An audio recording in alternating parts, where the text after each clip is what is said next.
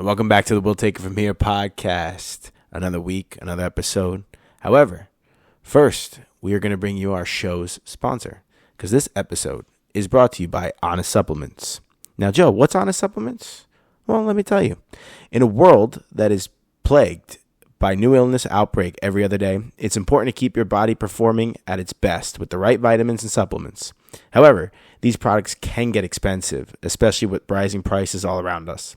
Honest Supplements has resolved that problem. They mark up all products by just $1, saving their members an average of 50% per product. Yes, that means that the protein you're paying $60 for is only $30 on their website. They have everything from vitamins, sports supplements, recovery, weight loss, CBD, and so much more. It costs just $10 a month or $99 for the entire year to join the Honest Supplements Club. Timmy and I are both members and can advocate for the amount of money that you will save. And do we also mention that their all products are third-party lab tested? Because that's the only true way to prove vitamins and supplements actually contain the ingredients that they claim. Don't wait. Go to Honest Supplements right now to join today and start taking better care of your health. And it's right. If you train jiu-jitsu, Muay Thai, or just in the gym, you better be taking Honest Supplements. So go to their website, guys. All right. Now it's time for the show.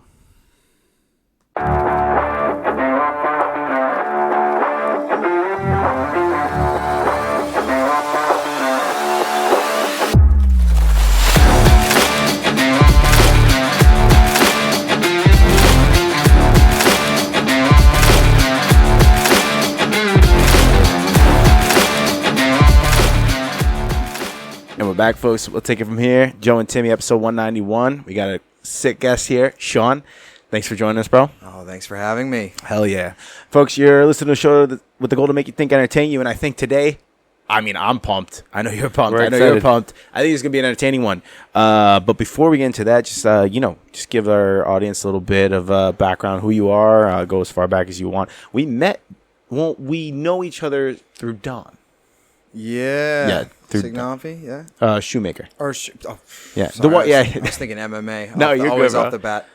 But no, yeah, Shoemaker, man. We met in passing like so long ago. It is weird to think about. But since then, I would just see you whenever I was hitting sessions at Pure or whatever. But we're always like a ubiquitous creature in each other's lives in the past few years. Yeah, wait, because you did train at Pure for a little bit. Yeah, well, I would hit cross trade from Ronan. Shouts out to NJ Ronan, because I love them. But they're Pure awesome, is like, we're good Who's friends. the owner of NJ Ronan? Mike? Is that his name? The owner? Yeah. Oh, Danny. Danny, that's it. Sorry, Danny. Yeah, Danny's a good dude. Hey, man. We're shouting him out. Danny's a good dude. And I mean, dude, the main brothers were at our grand opening, dude. They're the best. They always hook us up. Sometimes they won't even charge me when I go there to hit some sessions. It's a great spot. They're good people. They are good people. They are. Mikey, owner of Honest Supplements, sponsors this podcast. Shout out to Honest Supplements. Hell yeah. Oh, yeah. Go get your supplements. Take them every day. They're the best. But yeah, I'm the CEO of CTE, all right? Dean of Caffeine. The Dean of Caffeine, the CEO Dude, I'm a of black CTE. belt in coffee and kickboxing, and I have the black apron from Starbucks to prove that. Love that. Wow. Don't ever step to me. That's a thing, a black apron? Oh, yeah. Oh, They got rid of it. They got rid of it while I worked there because they said it was too elitist. And I'm like, fuck yeah, it It's is. very Starbucks of them. Oh, dude, you have to do like a report, which you just, Oh, you Is this smell like a the doc- notes of the ivory and the caramel and the whatever. Ugh. It's like a doctorate in Starbucks. It was, yeah. That's so I was hilarious. like one of the last people to actually receive that. But anyways, it's just it is what it is. My backing, man. I've always been a conspiracy guy since even high school, and I was not nearly as level back then. So these people remember me as a fucking crazy person, and they're right. All right, I've taken it down a notch. Okay, dude, the shit I used to say. But Well, what got you into being conspiratorial? Human nature got me into being conspiratorial. Like I was raised a Catholic Jew, and I think that might have been a key factor, and I'm not fucking joking. Can you explain to me what you mean by a Catholic Jew? Born Jewish. Yeah. So you're a full Jew. Mm-hmm. And then my dad made the ultimate finesse of all time. Like, as I'm being born, he's like, well, they're Jewish anyways, so we could just raise them Catholic. They could be both. And my mom's like on Dilaudid, like, yeah, sure. So I had a moil do the, not so fun snippy, you know what I mean? Gross. and then got confirmed in like Irish Catholic, pretty hardcore, Saw nuns fuck people up sometimes. Rarely, but. So, dude, that war between Old and New Testament made me so curious. And whenever I was free and SpongeBob wasn't on, I'd go on the History Channel when it was prime. Yeah. And that's what did it, dude. Because I wanted to know. I was always like, my dad's like, you come back from a bar mitzvah. My dad's like, what they say? Christ is Lord. Christ is King. And then you come back from church. My mom's like, what they say? No. He's not the Messiah, blah, blah, blah. So all this conflicting shit always made me want to know the truth. And, I realized that, all these religious people, they're all just trying to do their best. But not a lot of people know the truth. Mm-hmm. And that's what I figured out. And if you say the truth, they're not a fan of that either. At CCD, I'm talking about Dante's Inferno and the circles of hell. They're like, all right, enough. We don't want to scare kids. We want to do the good stuff. Yeah. And then, the water, the wine. But that's what we'll talk about. But that's really what it was. I've always tried to trace it back. I think that's what it was. I believe that. So I grew up going to Catholic school too, and it's like, there was fucking nuns and they're the most miserable people ever. Like, you were telling me these people are holy, and the people teaching us are assholes. Like, that doesn't compute. Yeah, like, you don't see them smile. And then, like, ever. And then, I get an engineering background, so I'm like, why? I don't understand how this works. Explain to me. And they're like, don't ask, just listen. It's like, that doesn't work for me. What I'm starting to get, and this is like just what I'm starting to come to my own conclusion is, and it's not just my own conclusion, I'm sure many people share this, is that, and you hear it in all religions, right? No matter what religion it is, that we're all God's children. Mm-hmm. So if we're all God's children, then that means that the religion part of it, and I'm not bashing Christianity, I'm not bashing Judaism or Islam. Like, I was raised a Roman Catholic. I believe in God, believe in Jesus. But my understanding of it is that we all come from a God, and we all have a power and a gift within us that came from God, and we're all God's children. So I think the religion aspect of it was more of a human control centuries ago that they made to separate. Because when you separate, you become easier to conquer. Mm-hmm. Tower of Babel. Yeah. Get the all of a sudden everyone spoke a different language because they were trying to play God. I mean, there's something even to your point called the War of All, which is the left side of your body versus the right side of your body, literally. And but without getting too deep into that, with the whole Tower of Babel and the language being confounded so that you could barely speak to each other, I mean, look at the American culture now, by and large. This is great because I love having a conversation. Dude, generally speaking, you can't even converse with people. Mm-hmm. Like, especially if you say anything that differs from like, they do not take you as you are. You need to come to them. That's really the zeitgeist right now. And that is incredibly dangerous. And we're seeing the results of that because it makes people absolutely insane. Like, it's the most divisive time ever, it seems like, Yeah, I think that's, instead of saying what I think that is, why do you think that is, in your opinion? Why do I think it's the most divisive time? No. Why do you think that this is, what's causing why, why, who do you think is causing the divisiveness? Oh, it's the dark puppet master hand. It's the whole thing. Like you said, if everyone was aware, like, oh, we are one. Oh, we all just want to have a family, do our best and be left alone without getting just spied on at all times. That'd be great. Like, everyone doesn't know it, but they all want the same thing. And there's, like, what is it, news media? Like, news media right now, all this mainstream people, what is their job? It's like they're turning up the heat on the stove every day. They're like, be horrified. Your neighbor's your enemy. Rah, rah, rah. And it's like Jeff Bezos buys Washington Times and moves his Amazon headquarters to D.C. You're like, oh, Amazon and the government are one. That's great. And it's profitable. Mm-hmm. Like, you know what a big one... Oh, honestly, this is really out of nowhere, but Remember when Ebola was a thing and we were in like high school? Yeah, I do remember that. Dude, you looked into it and you're like, they have to be showing symptoms for you to get it. So they're exuding blood out of their eyes and mouth. That's how you'd have to get it. And they pitched it. I remember the Times magazine. It was written in blood. Ebola is coming. And I saw that and I go, oh, that's so makes me feel better. Like, it was the most horrific, like, I go, it all clicked. I go, these news media people want you terrified at all times, like, shuttered inside and watching your TV and consuming at all times. Fear gets clicks. Yeah. Well, Yeah. think about 5 years Controversy. ago, bro. Think Yeah. about 5 years ago with COVID, man. What do you think they did? They fucking drove that. Every day for COVID, they would show the stats of how many people had it at that point. Yeah. Oh, yeah. You know know- what? I'm so glad you brought that up. Oh, what do we got? We got goodies today. You know, I'm going to go to the book after this, but I'm going to show you something. I'm gonna interrupt you here before that. Sorry. Oh, yeah, Everything you're that good. we're gonna talk about on the show, Sean has brought declassified documents for. And if you don't mind, if you can send me links to those so I can provide gonna them. get 'em Yeah, all. perfect. We're So going to you try to get- provide all the links. So in the whatever footnotes. you guys hear today, you're gonna be able to look at it yourself. So what were you gonna say? Sorry to interrupt you. No. It ties in somehow. We got here, but you asked me who's doing this and who's doing that. It has nothing to do with the Scottish Rite of Freemasonry at all. It has nothing to do with the number 33. Don't type in COVID-33 on YouTube and see an endless amount of 33-year-old, 33. Oh, 30. Oh, the coronavirus patients is 33. 33 states report rise live. Oh, global cases press 33.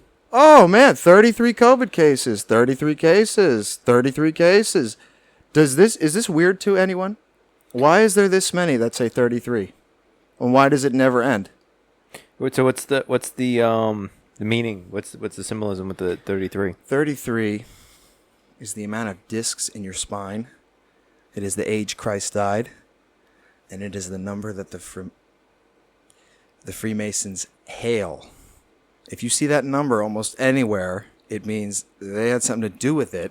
I'm turning 33 in about 2 weeks. There you go. So That doesn't mean, you know what I mean? No, but I know, I'm it's kidding, a sacred I'm kidding. age. Back in the day, you were called a tweener. The ages, if you were the ages between 33 and 0, you're a tweener. Okay. It holds very much significance because at that age, it's like you come to be who you are. And the 33rd degree Mason is the highest degree you can be. And that means you contributed to the great work, which is the great work is turning the whole world into fucking slaves. But anyways, moving on.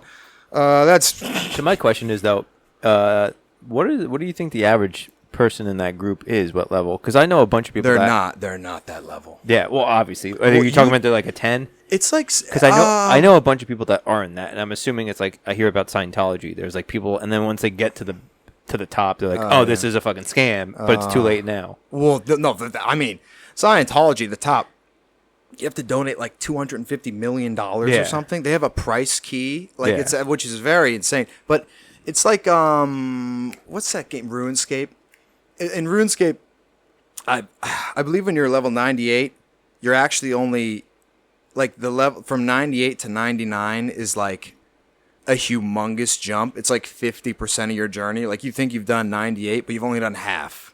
And Oh, that's wow. like an insane amount of hours. Yeah. That's what it is. You can be, there's a bunch of people who can be 32nd, but 33rd is when you have contributed to the great work.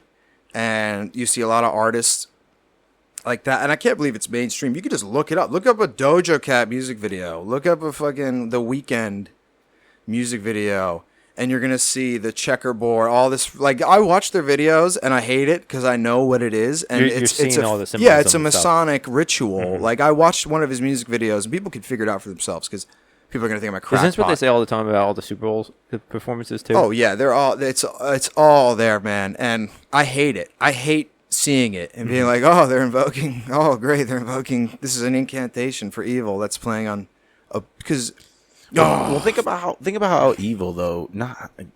Think about like how Hollywood is turned, and it's like everything is like you have to do something to get something, right? Yeah.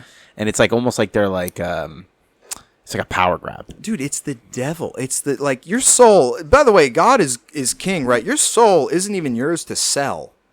So I hope people know there's hope. If God forbid one of these demons is listening to this, but there's always hope because it's not even yours to give, but it's them making you think you did by signing the contract in blood, which every sect is different. But you're going to, at some point you get a paper and it says, all right, like you hereby declare that Jesus Christ is not your Lord and Savior, and that your God is the devil. Blah blah blah. Yeah, I would never. No, yeah, I know. Well, that's what's good about like people like us. But they know, like everyone, Hollywood. You could be on the biggest show ever, and back in the day it was different. But now with social media and everything, it does not matter who you are. If you don't want to play ball or do this or do that, they go, okay, we'll replace you immediately with someone who would shoot their mother in the head for an album.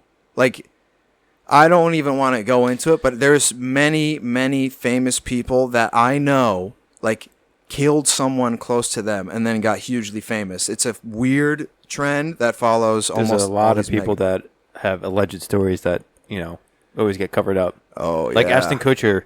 Didn't he kill someone? Yeah, he thought someone spilled wine. He shows up to his girl for a date, and there's blood on the ground on this carpet. He goes, oh, I thought she spilled wine. That's like, yeah. That one is very out there because that one was very strange. But there's so many, dude. There's, it's as dark as it gets, man. So what I don't understand is, because we spoke about this a little bit off air, right? Within the soul, we have the potential to create our destiny, right? We have the potential, and it's through God, through us, right? To create our lives. That's why people say it's the ultimate accountability, is knowing that you can do whatever you put your mind to, because our mind in the visualization, or if we speak it into existence, etc. If that is the case, in which I believe it to be, why then take the route that they take? Because they don't. Because they're lazy. That's it. It's the easy It's way because they're lazy. That's all it is. Like 2 week abs. Get abs in 2 weeks. That's not going to happen. Any shortcut that you want to take in this life is some devil shit that's not going to work out. Like, that's why this technocracy and everything we're doing and speed, like all these companies are in a speed run to invoke AI and do some damage. And I know, listen, I heard you say something. You're like, oh, it's kind of like the horse and buggy to car. No, it's not. No, it is not. Well. So, and what I'm gonna repeat is what I heard on. Do you know who Andy Frisell is? No. First Form, Real AF. He's good. He's an entrepreneur, but he talks about like all the bullshit that's going on, right?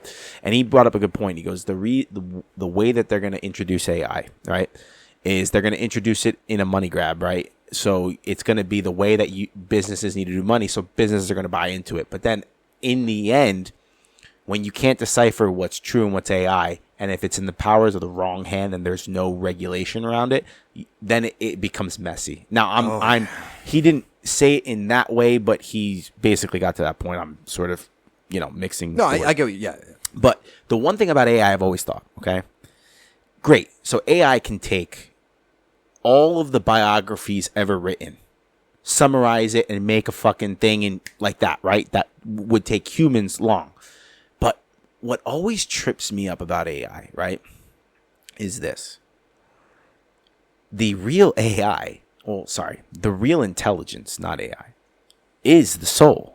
We have that power. It's through God. We just need to be awakened to that fact. AI is almost like an insult to God, in my view. It's playing God. No, you're exactly right. They want to mimic the consciousness. And notice it's always consciousness, the soul. Mm-hmm. Like, look at this interview with Peter Thiel. Hey, do you think humanity should survive? Oh, and he goes, like, these people should be hunted down and shot in Minecraft. Like, these people suck. Not exactly like, you Minecraft. see, that's the guy making Palantir, which is going to be the AI database, which is to put a crowbar to your wallet, and like you jaywalk, you're going to get a notification on your phone. Oh, $20 fine. Well, they already do that with the credit score in China. If you jaywalk, you get dinged. There you go. And they put you on a billboard and publicly shame you. Look at China. I'm pretty sure That's Dubai 20 does something years. like that too. Oh, Dubai. Yeah, it's all cameras. They have it all down. China, 20 years. And then look at California. That's 10 years. And then I mean, we're in New Jersey, which is a petri dish for like mental disease. Like this place is insane. They test like SS. Every pharmaceutical company is like, hey, let's try this new antidepressant. Give it to everyone in New Jersey. And you see it driving. You're like, oh, this new stuff It's funny. is crazy. I've never put that together, and I've been saying how crazy the road has been since COVID. It's just skyrocketed, and you're like, you said that, I'm like, that makes sense now. Dude, just look at the release of this new benzodiazepine, blah, blah, blah. You're like, oh, I better drive slow on Route 80 today. Like, dude, I mean, I'm joking, but I'm also not. This place, New Jersey, I love it. I do love it. It's a unique place. I believe it's a mixing pot of everything. And there's a reason the whole country respects and fears New Jersey kids. Like, you ever hear colleges? Yes, like, yes. They're like, there's nothing more wild than like a young New Jersey kid. They're like, they don't give a fuck about anything. And I kind of, I love and hate that. I think it's. I'm going to clarify what New Jersey means to me and see if you agree. It's like an epicenter from like northern, like New York City area, because you got Long Island that kind of gets involved with that. New York City kids, North Jersey in this area, South Jersey, yes, but not as much. But I feel like maybe from Philly to New York City area. Well, it's a bed that was made for people working in those cities to sleep in at night and then ride in. So that's the thing. That's why road rage was invented here, because these guys wake up at 4 a.m. and they're like, like, this place is very special and it's so old. You know, like a historical thing in California is 100 years. A historical thing here is like 400 years, you know, and everywhere is haunted and cool. My house is over 100 years old. Oh, yeah. And see, in California, that'd be like like an ancient temple, you know, and That's if it's wildfires. California's cool. I went there a week before the shutdowns. Wow. I was there for the NBA season, the only one that got shut down. Got to see Braun, got to go to LA before it sucked, which is insane. Was he in his Medan costume there? Oh, dude, no. Sorry. I got to hear him yell at a ref. That made my life. Me and my little brother. Dude, I could go. LA is a whole nother story. Yeah. Because I'm blessed to have experienced it and then flown home and then everything fucking shut down. It was insane. But, and I worked at Starbucks. And never mind, I'm not going to tell that story. There was maybe some smuggling and some coffee beans. You know what I'm saying? Oh, yeah. Allegedly. Oh, Allegedly. yeah. Allegedly. But, dude, it's just... I truly love this place, and I wouldn't be who I am without it, because I just think it's a true mixing pot of everything. Even our schools, our teachers one time said, you guys are the least racist. Like, you guys just are friends with whoever's cool with you. Yeah. And that always stuck with me. I was like, he's right. I never looked at anyone's. It was like, who's cool and has similar interests as you. Yeah, but that's back to the manufacturing on the powers that be part. Because think about it. You think it. It's always about the character, right? And sure, there are stereotypes. There's stereotypes for every fucking race, every fucking religion, every fucking ethnicity, every fucking nationality. There's stereotypes, right? Now, with regards to how you treat someone, bro, if you're respectful, and as long as you're not speaking to an asshole, you're going to be respected back. Oh, yeah. If you're disrespectful, you're going to receive disrespect back. Now, the world and society, for some reason, well, not for some reason, I know the reason, but what they try to do is they try to divide us to make it easier, divide and conquer, by saying, oh, because you're a certain color, you have a disadvantage. Like, shut the fuck up, dude. We live in America, dude. Like, get the fuck out of here. Yeah, dude, it's one of those things where you could look at historical context of white flight and when they let this inner cities go to shit. And yeah, there were laws that literally said black people can only live here. Well, dude, people want to bring that now. I'm so sick of this comparison of what someone 3 generations ago went through. Dude, I'm Jewish, and we fled. The reason I'm here is because we fled. We're Russian Jews. We fled that because it was getting pretty sporty over there. Good term. I hate this whole oh man, but what about my people went through? Life's pretty cushy right now, dude. Bro. We got it set. So I always like to point this out. The fat people in this country now are overweight. Yeah. Yeah. I'm sorry, the fat people. The poor people are overweight. The yeah. fat people are obviously overweight. I'm sorry. But the poor people are overweight. Back in the day, 100 years ago, in any civilization, if you were poor, you were skinny. You were not, you didn't have it. The poor people have smartphones, even if they're old. Oh yeah, homeless guys on Instagram Live and giving him $1 in his thing. Everyone has TVs. Yeah. Everyone has. I don't know of anyone that doesn't have air conditioning. Yeah. That isn't by choice. Dude, there's a guy in New York City and he was playing his guitar, homeless as shit, and it said starving artist. I went to Five Guys, and they give you a football helmet of fries. Mm-hmm. So I only ate the burger, and I remember going, oh, okay, this is a huge bag. This is gonna make his day. Starving artist, anything helps. I go to give him the fries. He goes, I'm good. That's what he said, and I'll never forget it. Okay, yeah, because he probably wanted money for fucking other shit. Oh no, and then that's the thing. And then before that, that's exactly. I'll never give homeless people money again. Only food, because one time a guy talked my ear off for 5 minutes. I gave him $5. He got up and sprinted, and I was like, I just bought that guy a bag of black tar. Great, like fuck me, right? But dude, it's again, the system is meant for that. Like something's wrong when a society. And not to even sound like Jaden Smith, when a society has garbage people that we've forgotten about, that we walk past, homeless people, it's like, that's a symptom of some sickness, of some, oh, well, they didn't make enough money, so they're on the streets where they're going to get beaten and fucking raped. Like, shit you can't even imagine. Homeless shelters are hell on earth. Mm-hmm. They're, dude, that shit is real out there. People think homeless is just homeless. Doesn't matter if you're a man or woman. It is kill or be killed. Like, someone will just stomp you while you're asleep, stomp your head in, take your shit.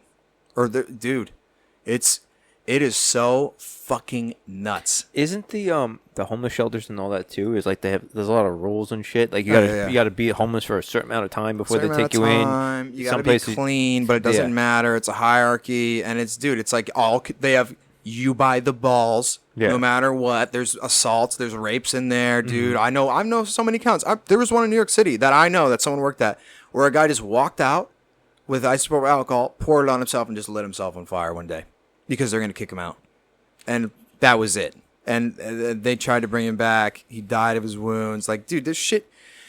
I could go all day, but again, the system. Look, they're handing out heroin needles in New Jersey. We have places where they'll shoot you up for you, so you don't overdose. I get that, man. I've lost friends to overdose, really. Like, my best friend I lost, man, from 4th grade. Because he started shooting up and went crazy, man. Like, you don't come back from that. But when they're handing out meth pipes, syringes, like all this shit, they want you to be on drugs. They want that. California is what made me see that for real. That is our future. All the tents and shit. Get ready for that. What city was it that? I think this was around the 2020 COVID time. What city was handing out? Am I making this up, or what city was handing out syringes? Portland was it? Dude, that was like chaos. Every major city. Every major city. Dude, there's programs in every city that do that, and like I get having a clean crack pipe might make your day better. But like, is that the way? All, well, we have hey, man. No, I know you know that, but I'm saying that rhetorically. I like a good crack. I like it clean. I don't want that dirty shit. You guys gotta.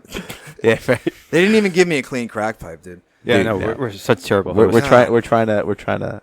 And I look, you could tell I'm not home. I got the LA homeless look, like you don't know. You know what I'm saying? But you're either LA homeless or up and coming movie star that has millions. Oh yeah, you never know the difference. You don't know these days. You don't know charlatan from a fucking genius these days. But dude, you should see it, dude. I've been profiled.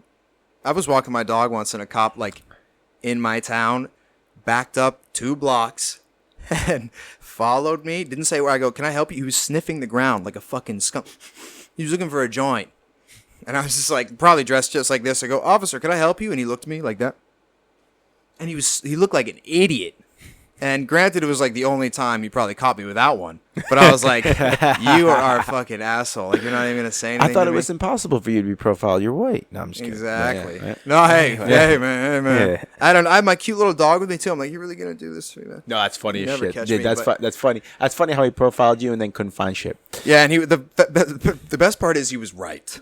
And he was just on the one day because this was lockdown central. Oh, this is lockdown. Oh yeah, like it was like on an elementary school ground. I was lighting up every day, dude. I'm gonna give him benefit of the doubt. Maybe he was just that bored. Dude, no, he had to be tipped off, dude. There was a security guard there. She'd come up to me. I'd walk my dog.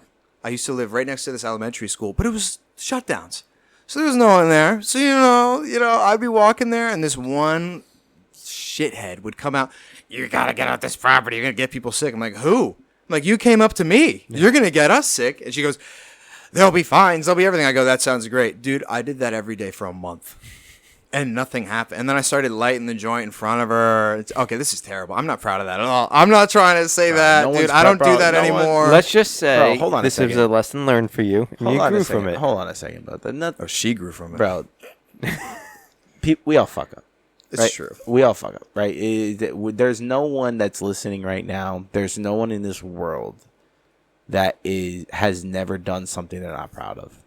Oh, yeah. Right? I mean, come on.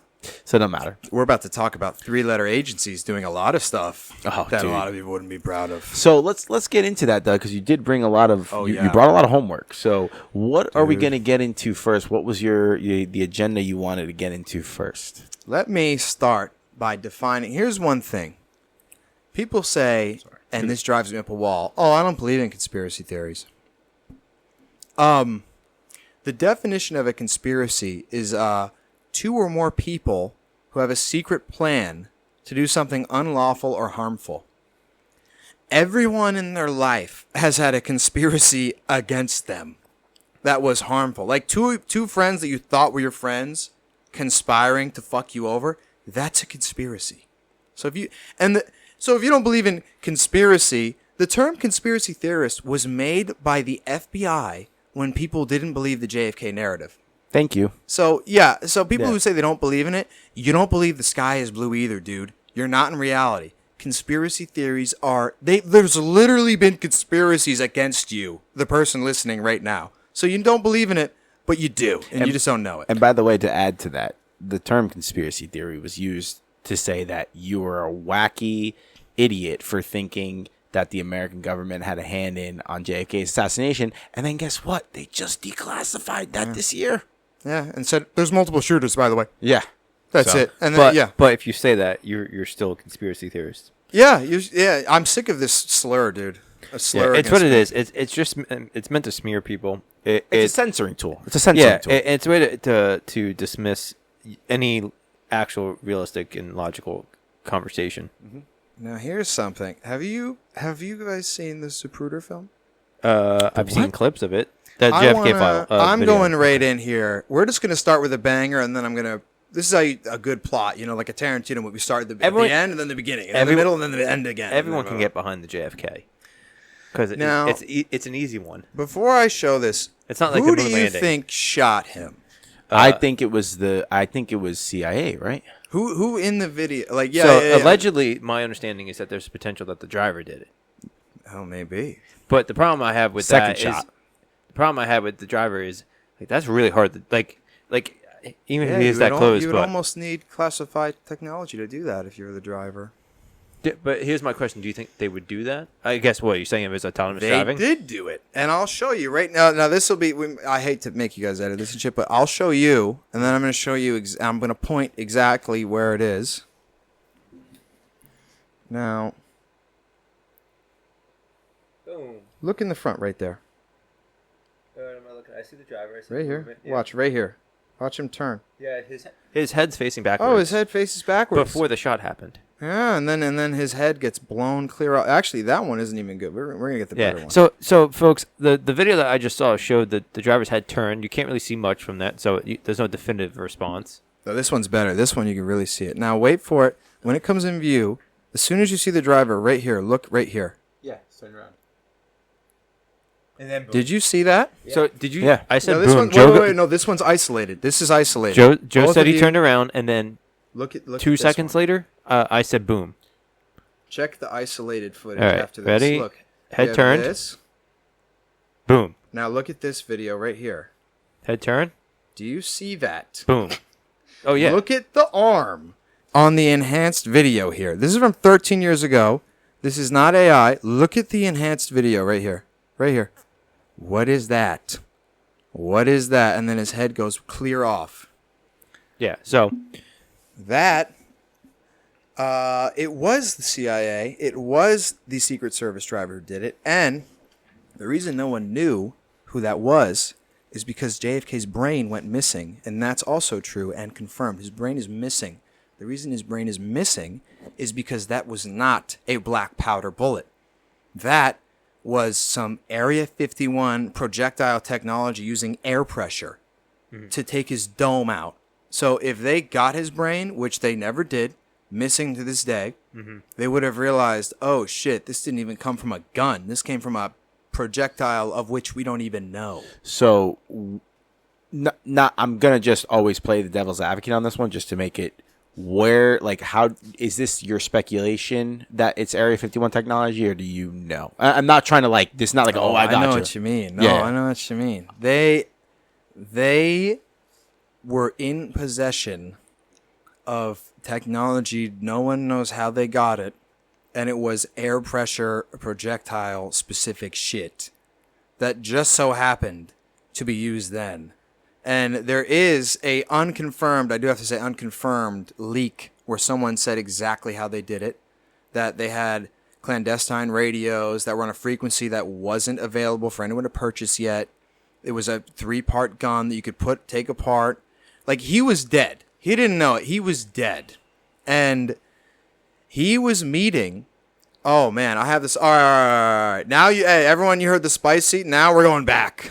Now we're going to the beginning. I think I already know what you're going with the Fed, right? Oh, I don't think you. Oh, no. He's taking out the notes.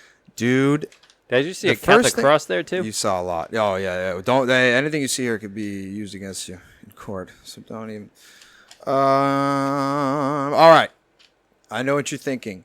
We are starting with the Manson murders. Ooh, fun. Because those actually somehow lead into JFK. Bear with me here. This is going to be I'm about to drop some shit. Are you talking about Charles Manson, right? Oh yeah. Okay. Charlie Manson.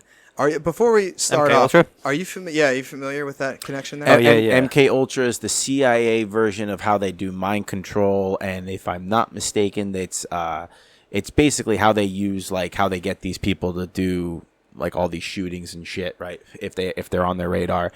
And I don't know if MK Ultra is the same thing as a remote viewing, but do they tie together? They tie in, and we're gonna go over that. That is the Gateway Project, which I brought with me, which awesome. Is gonna if you're listening, I'm telling you, we've set the foundation. Shit's about to get fucking weird. Let's do this. You're about to question everything. I guarantee you. I guarantee it. You're gonna like the way you look. I love it. You're gonna get your head blown off because you're listening to this. Anyways, so MK Ultra was a project. It started as Operation Bluebird, and then which was overseas. That was not here. And then Artichoke. Then it became full blown MK Ultra, which was a global effort. They don't say it was, but it was. MK Ultra was Canada, America, the UK, and Australia, to our knowledge. I know what you're thinking, Sean. Where are the declassified files of MK Ultra? Well, Alan Dulles destroyed all the files and admitted to it in Congress in a special meeting he had. We'll get into that later. So that's Dulles of Dulles Airport out of Chicago. They give that the guy who's done the worst shit ever. I mean, they're all like that. But this dude, MK Ultra had 149 sub projects. Okay, this Holy was shit, 149. 149 in America. Okay. This shit goes deeper than anyone wants to know. They said confirmed 2 people died. It's way more than that. Okay, it's horrific what was done to random American people that they specifically chose poor disenfranchised people no one would miss. To do electroshock therapy. They put you in a dark room and drug you up with acid, torture you, strangle you.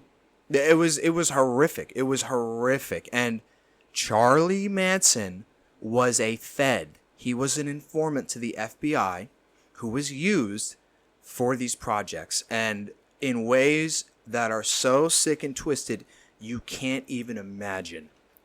I have to shout out Tom O'Neill, wrote a book called Chaos. Yeah. If anyone wants to talk shit on conspiracy and you have not read that book, I don't even care. I don't even care. What, did he spend 40 years writing that book? Yep. Is Tom O'Neill the one that's on YouTube? He's got the dark hair, and then Tom O'Neill's he's an old he's basically unknown online. He was just has on his book. He was on Rogan yeah, talking about his book. He was Greg Fitzsimmons' neighbor, and it was supposed to be a news article, right? A magazine article or something like that. Yeah, it was a started with? magazine article for like the 30th anniversary. It was supposed to be a page. Yeah. And then he like just kept the. I think he gave the money back. Too. Well, no, the editor in chief, the owner at the time, was like probably someone like fucking me, dude. He was like, "I love this, keep going," and he stopped putting a like end date on his contracts for the information because he was like, "This is insane what you're coming up with." Yeah. So So it started to be a one-page and turned into 30, Turned 40 into- years of research in a It book. turned to like 80,000 words. And I'm with the pretty skim sure down. he's writing a second book with the extra information. Oh yeah, I hope they don't kill Sorry, him. Dude, I keep cutting you off. I'm I so really excited think about this. they're gonna kill him, but. Probably. Let me just go over the so there's a book called Helter Skelter. It's the largest selling true crime novel ever, and it's written by Vincent Bugliosi, who Oh, yeah. he was the person who represented like the Manson family and shit, or the defense, whatever. The whole book is a sham, and this guy was found to have committed perjury multiple times. He had a mistress that he paid to get an abortion who didn't get it. He went to her apartment and beat the shit out of her to where she had a miscarriage, made her file a false police report saying she got bruised up by someone else. And then it was so bad, his own like department was like, I don't know about this. He like barricaded. He ended up settling out of court with her. The guy was so delusional, he thought his milkman impregnated his wife, which is such a funny, I don't even know. He harassed the guy for a year and used his connections with the cops to get information that's illegal to get. Settled with him out of court, too. The guy's a fucking nut. He was dirty, and he's a piece of shit, and he lied about everything. The feds used him as a puppet, and they said, all right, you're going to do this trial, you're going to make our narrative stick, and then you're going to have a novel, and you're going to ride off in the sunset. And if you don't, we're going to expose everything about you doing all this shit. And that's what he did. So Helter Skelter's bullshit. The vast majority of people believe that the Manson murders happened because Charlie Manson was denied a record deal from a man named Terry Melcher, who promised him a record deal. And Sharon Tate and Jay Sebring and the poor other people that happened to be there just happened to be in the crossfire. Like, oh, he went there to murder Terry Melcher and they just happened to be there. No, that's not what happened. Because he knew it's in documentation that Terry Melcher was seen hanging out with Charlie Manson weeks after the murders. A guy that he slaughtered a house with a pregnant woman, ripped the baby, wrote blood hung her from the walls. Like, it's not the case. Him and Melcher were friends, and that was taken off. That's perjury. Again, committed. So there's proof that that's not what happened. Manson knew where Melcher was friends with him, and didn't even care about the record deal at that point. So the murders, it's not what everyone thinks. And this guy, Manson was so deep. Brian Wilson from the Beach Boys lived with Charlie Manson and his girls for months and had, those acid orgies, just general godlessness. So he was deep in the music scene, wrote a song with the Doobie Brothers, wrote a song with the Beach Boys. They changed the name and took him out of the writing credits because he was, but before the murders, but he was just a scary dude. So that's the narrative they ran, is, he was creepy, he scared people, and they didn't give him a record deal, so he murdered a bunch of people to show a thing of force. Nope, not what happened. This guy, here's my proof that he was a Fed. We're going to start here. Oh boy, it gets crazy. And we're going to talk about... So, this all stems from the counterculture movement that was happening at the time. Hippies, the Summer of Love, a bunch of white middle-class kids doing copious amounts of drugs. You got to remember, that was unheard of at the time. I know that's normal now. That's every day now. Yeah. But a bunch of kids flocking from a great family home, like, that isn't broken, and they're having a good life, and they just had enough and just moved to Haight-Ashbury in San Francisco and did acid and got gonorrhea. That was a little different back then. Okay? They were anti-war. They were anti-government. We all know, like, the Kent Massacre happened then when the National Guard opened fire on students protesting. Yeah. Killed 7, injured 9? Kent State. That's fucking nuts, by Yeah. the way, they got murdered by... And it wasn't even... It was kids who were, like, walking to class in the background, by the way, that got killed. Wasn't even... So, that's insane. The Black Panther movement was also a huge threat. because all these black people in the cities were sick of getting beaten and killed for no reason. I don't know why they would be sick of that. Facts. You know, so dude, that's the Black Panther. Everyone forgets, right? And it sucks because it's wiped from history. But they had enough. They had enough. If you were hassling, like if two white cops were beating the shit out of some black dude for no reason, which they did all the time, they would surround you in their militant garb and just stare at you, and you knew like, oh shit, like I'm probably about to get fucked up right now, and then they leave. The system hates that more than anything. The system hates basically revolt or standing up against what's for justice. The system hates justice. They hate you going. They hate when you in your heart feel what's right and act upon it. That's what the people that run our lives hate. Like when you see someone getting the shit kicked out of them, they want you to keep walking because you're a scared little subservient little bitch. Which is why we're in the predicament we're in now. But this man, Charlie Manson, was on federal parole for Grand Theft Auto.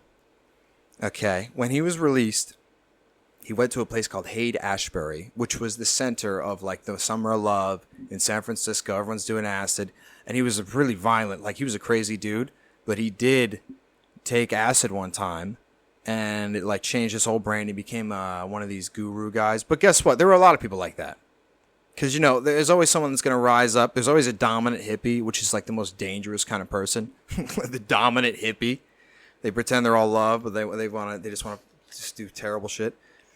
So, on federal parole, oh my God, I have it right here. It's so bad. The stuff he got away with. The first 6 months he was out on federal parole, he was arrested for rape, endangering a minor, contributing to the delinquency of a minor, narcotics possession, oh my God, a DUI, not on alcohol, by the way, on acid, in the 60s. Do you know what would happen to you if you got arrested with a van with underage girls and you're on acid and you're a federal parolee? You would never see the sun again. So, in the first 6 months of his release in 1969, he did all of that and got released every single time, 24 hours afterwards. And I know what people are going to say, oh, well, policing was different back then. This all took place in the same state. Half of it in the same jurisdiction. Like, if anyone is confused, too, by the historical context, he was in San Francisco with his girls, 17 runaways, most of which were underage, gross. And then he moved to a place called Spawn Ranch, where the biggest raid in L.A. history happened, where they seized, oh my God, rifles, revolvers, auto pistols, a machine gun, 4 stolen cars. They arrested the entire family. Do you think? Take a wild guess what happened 24 hours later. It was released. Released them all of them, including Manson. The largest raid in California's history, to this day, mind you. And they said, oh, yeah, whoops. And they said, oh, the warrant was misdated. That was dug up by Tom O'Neill. It wasn't misdated. They all were told by the higher-ups to let them go. It wasn't every time. It was like, this is above your pay grade. Yep. Every time. And this dude, he got arrested for rape. It was like a 14-year-old. Yeah, that's fucked. And you're a federal parolee, and they go, oh man, sheesh, found him with weed too. Dude, weed back then, you may as well have had H, dude. Everyone forgets too the culture of it. Like it's insane. There's no reason for that. There's none, except for that he was an informant, and he was in MK Ultra. And I will draw parallels. Did you know that Whitey Bulger was a victim of MK Ultra as well? Who's Whitey Bulger? He was the Irish mob guy. Yeah, the movie Black Mass that Johnny Depp played him in. Dude, I've never seen it, but he ran the mob, the Irish mob, in Chicago, and he got let out of jail earlier for doing experiments. They gave him 400 to 500 hits of acid in the span of like 6 months. Holy shit. And then released him. And they said he was already a killer. Like, he was already a bad dude. After that, if you said something wrong to him at the bar, you were dead. He was a merciless killer. killed, murdered, raped, got let off every time. Made a deal with the FBI. He was an informant too. And everyone thinks it was... The movie Black Mass is painting this picture like, oh, he was an informant and they caught the other family. And that's what... the enemy of my enemy is my friend. No. They were monitoring his actions because they drugged him that much. And they were like, oh, let's see what... And they hypnotized him because that's MK Ultra. And, dude, guess who else? The Unabomber was a victim of MK Ultra. Yeah, that one. There's tapes of them doing it to him. It's very disturbing. They would essentially... He was a 16-year-old prodigy. I think he went to Harvard. And he was 16. It was whatever. It was one of those schools, like a Stanford. One of those schools everyone knows. He went there when he was 16 because he was a genius. And they said, oh, it's a great idea. They'd give him acid, unbeknownst to him. And then it would be a room like this. And they would ask him a bunch of questions about his life and then roast the fuck out of him for like 4 hours straight.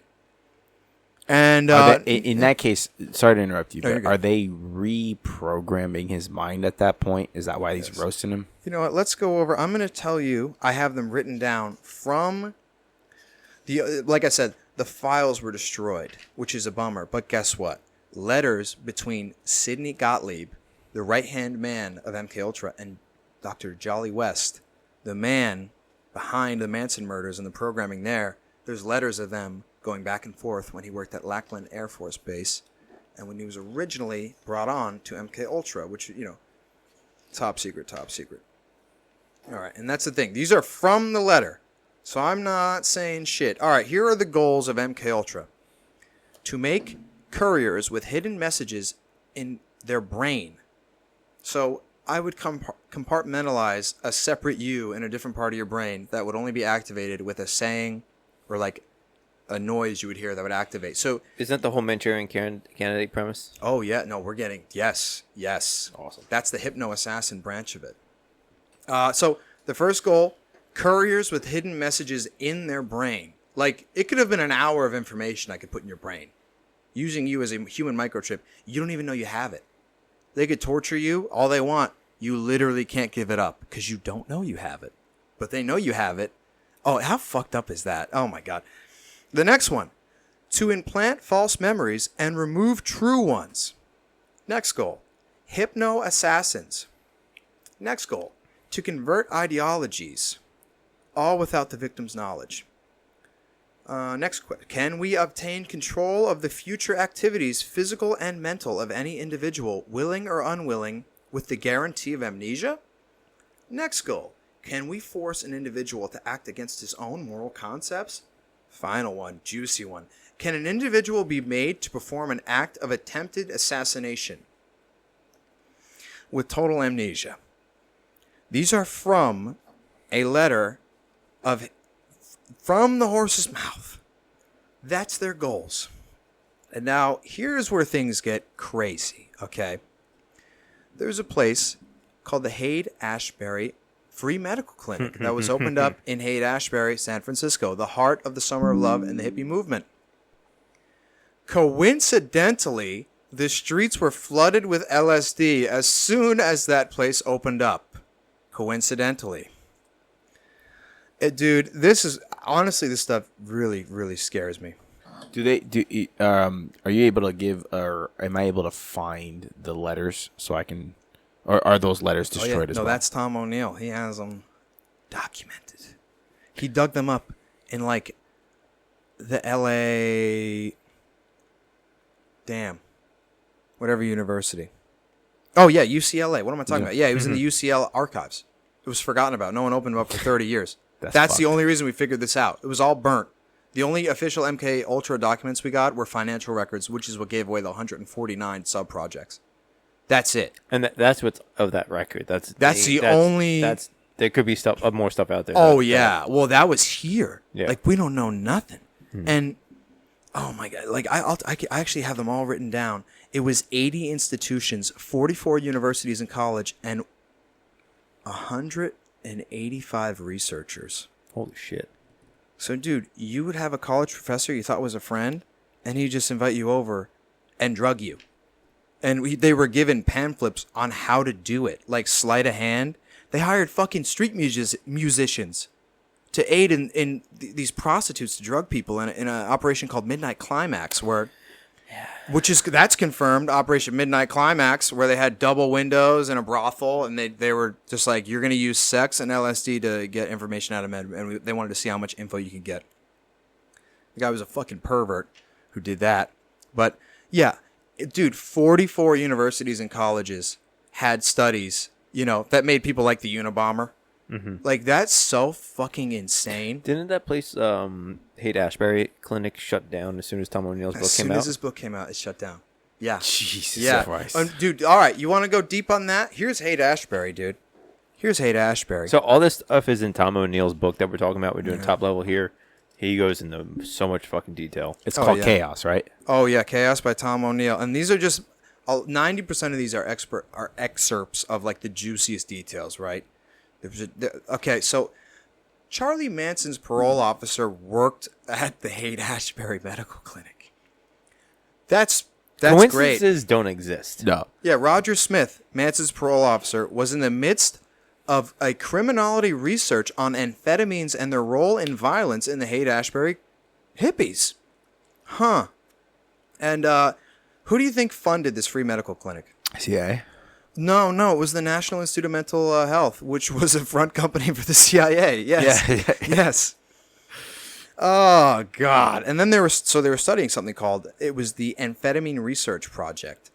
Charlie Manson was seen there every day for weeks on end, sometimes every other day.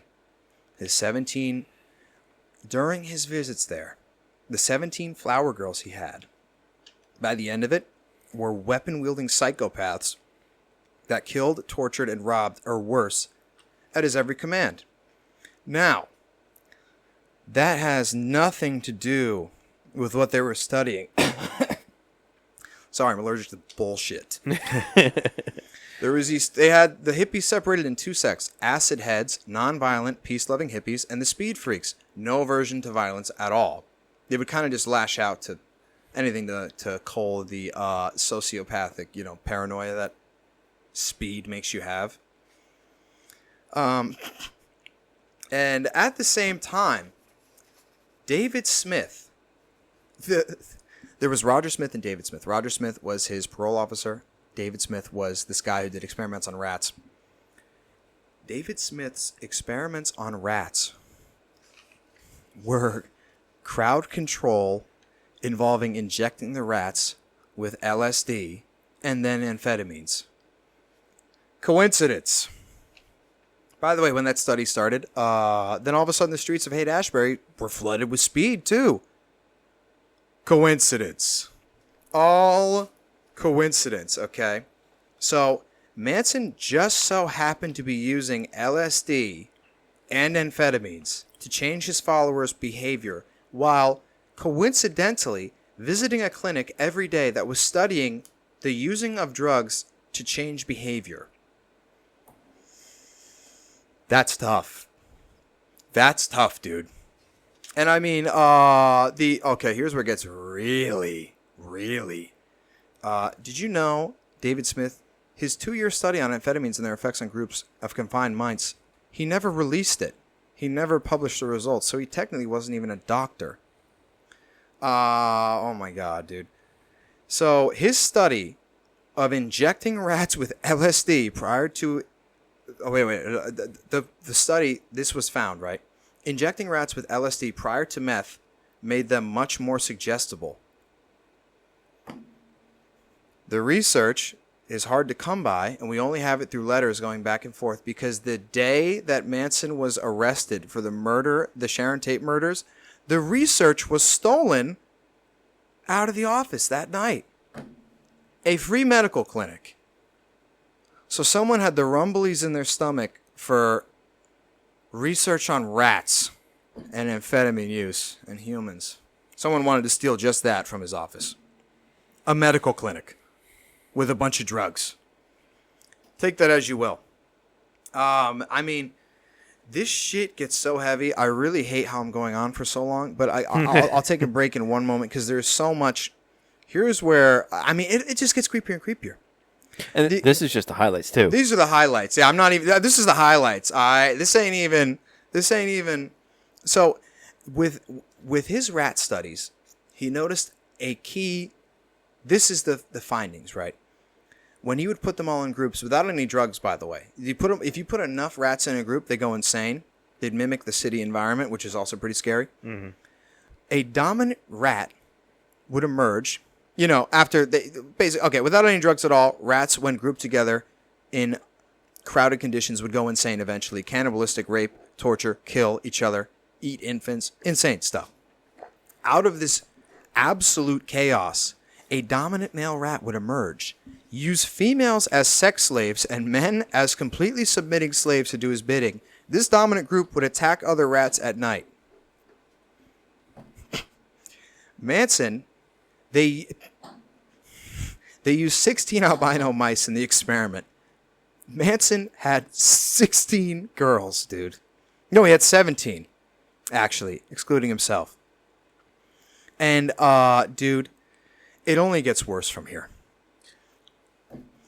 If you have any questions about this. No, but this is what. No, so the thing is, this is all coming from because I'm now interested in this chaos book. This is coming from the studies and Tom O'Neill's. Every chaos. paper trail, yeah. Not one of these things is like, oh, hearsay. These are, no, yeah. But if I get the book, this is what I'm. Yes. Gonna, okay. You're gonna be seeing this shit and more.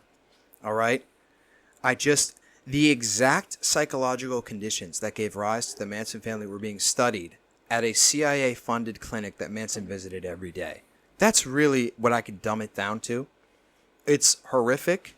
And, I mean, here's another study done by the same guy doing the rat study. The study was called Status Politics and the Image of the Addict. This criminology paper studied the propaganda tactics used against Chinese opium smokers in San Francisco in the early 20th century. They were just, by and large, peaceful, dope smoke, whatever.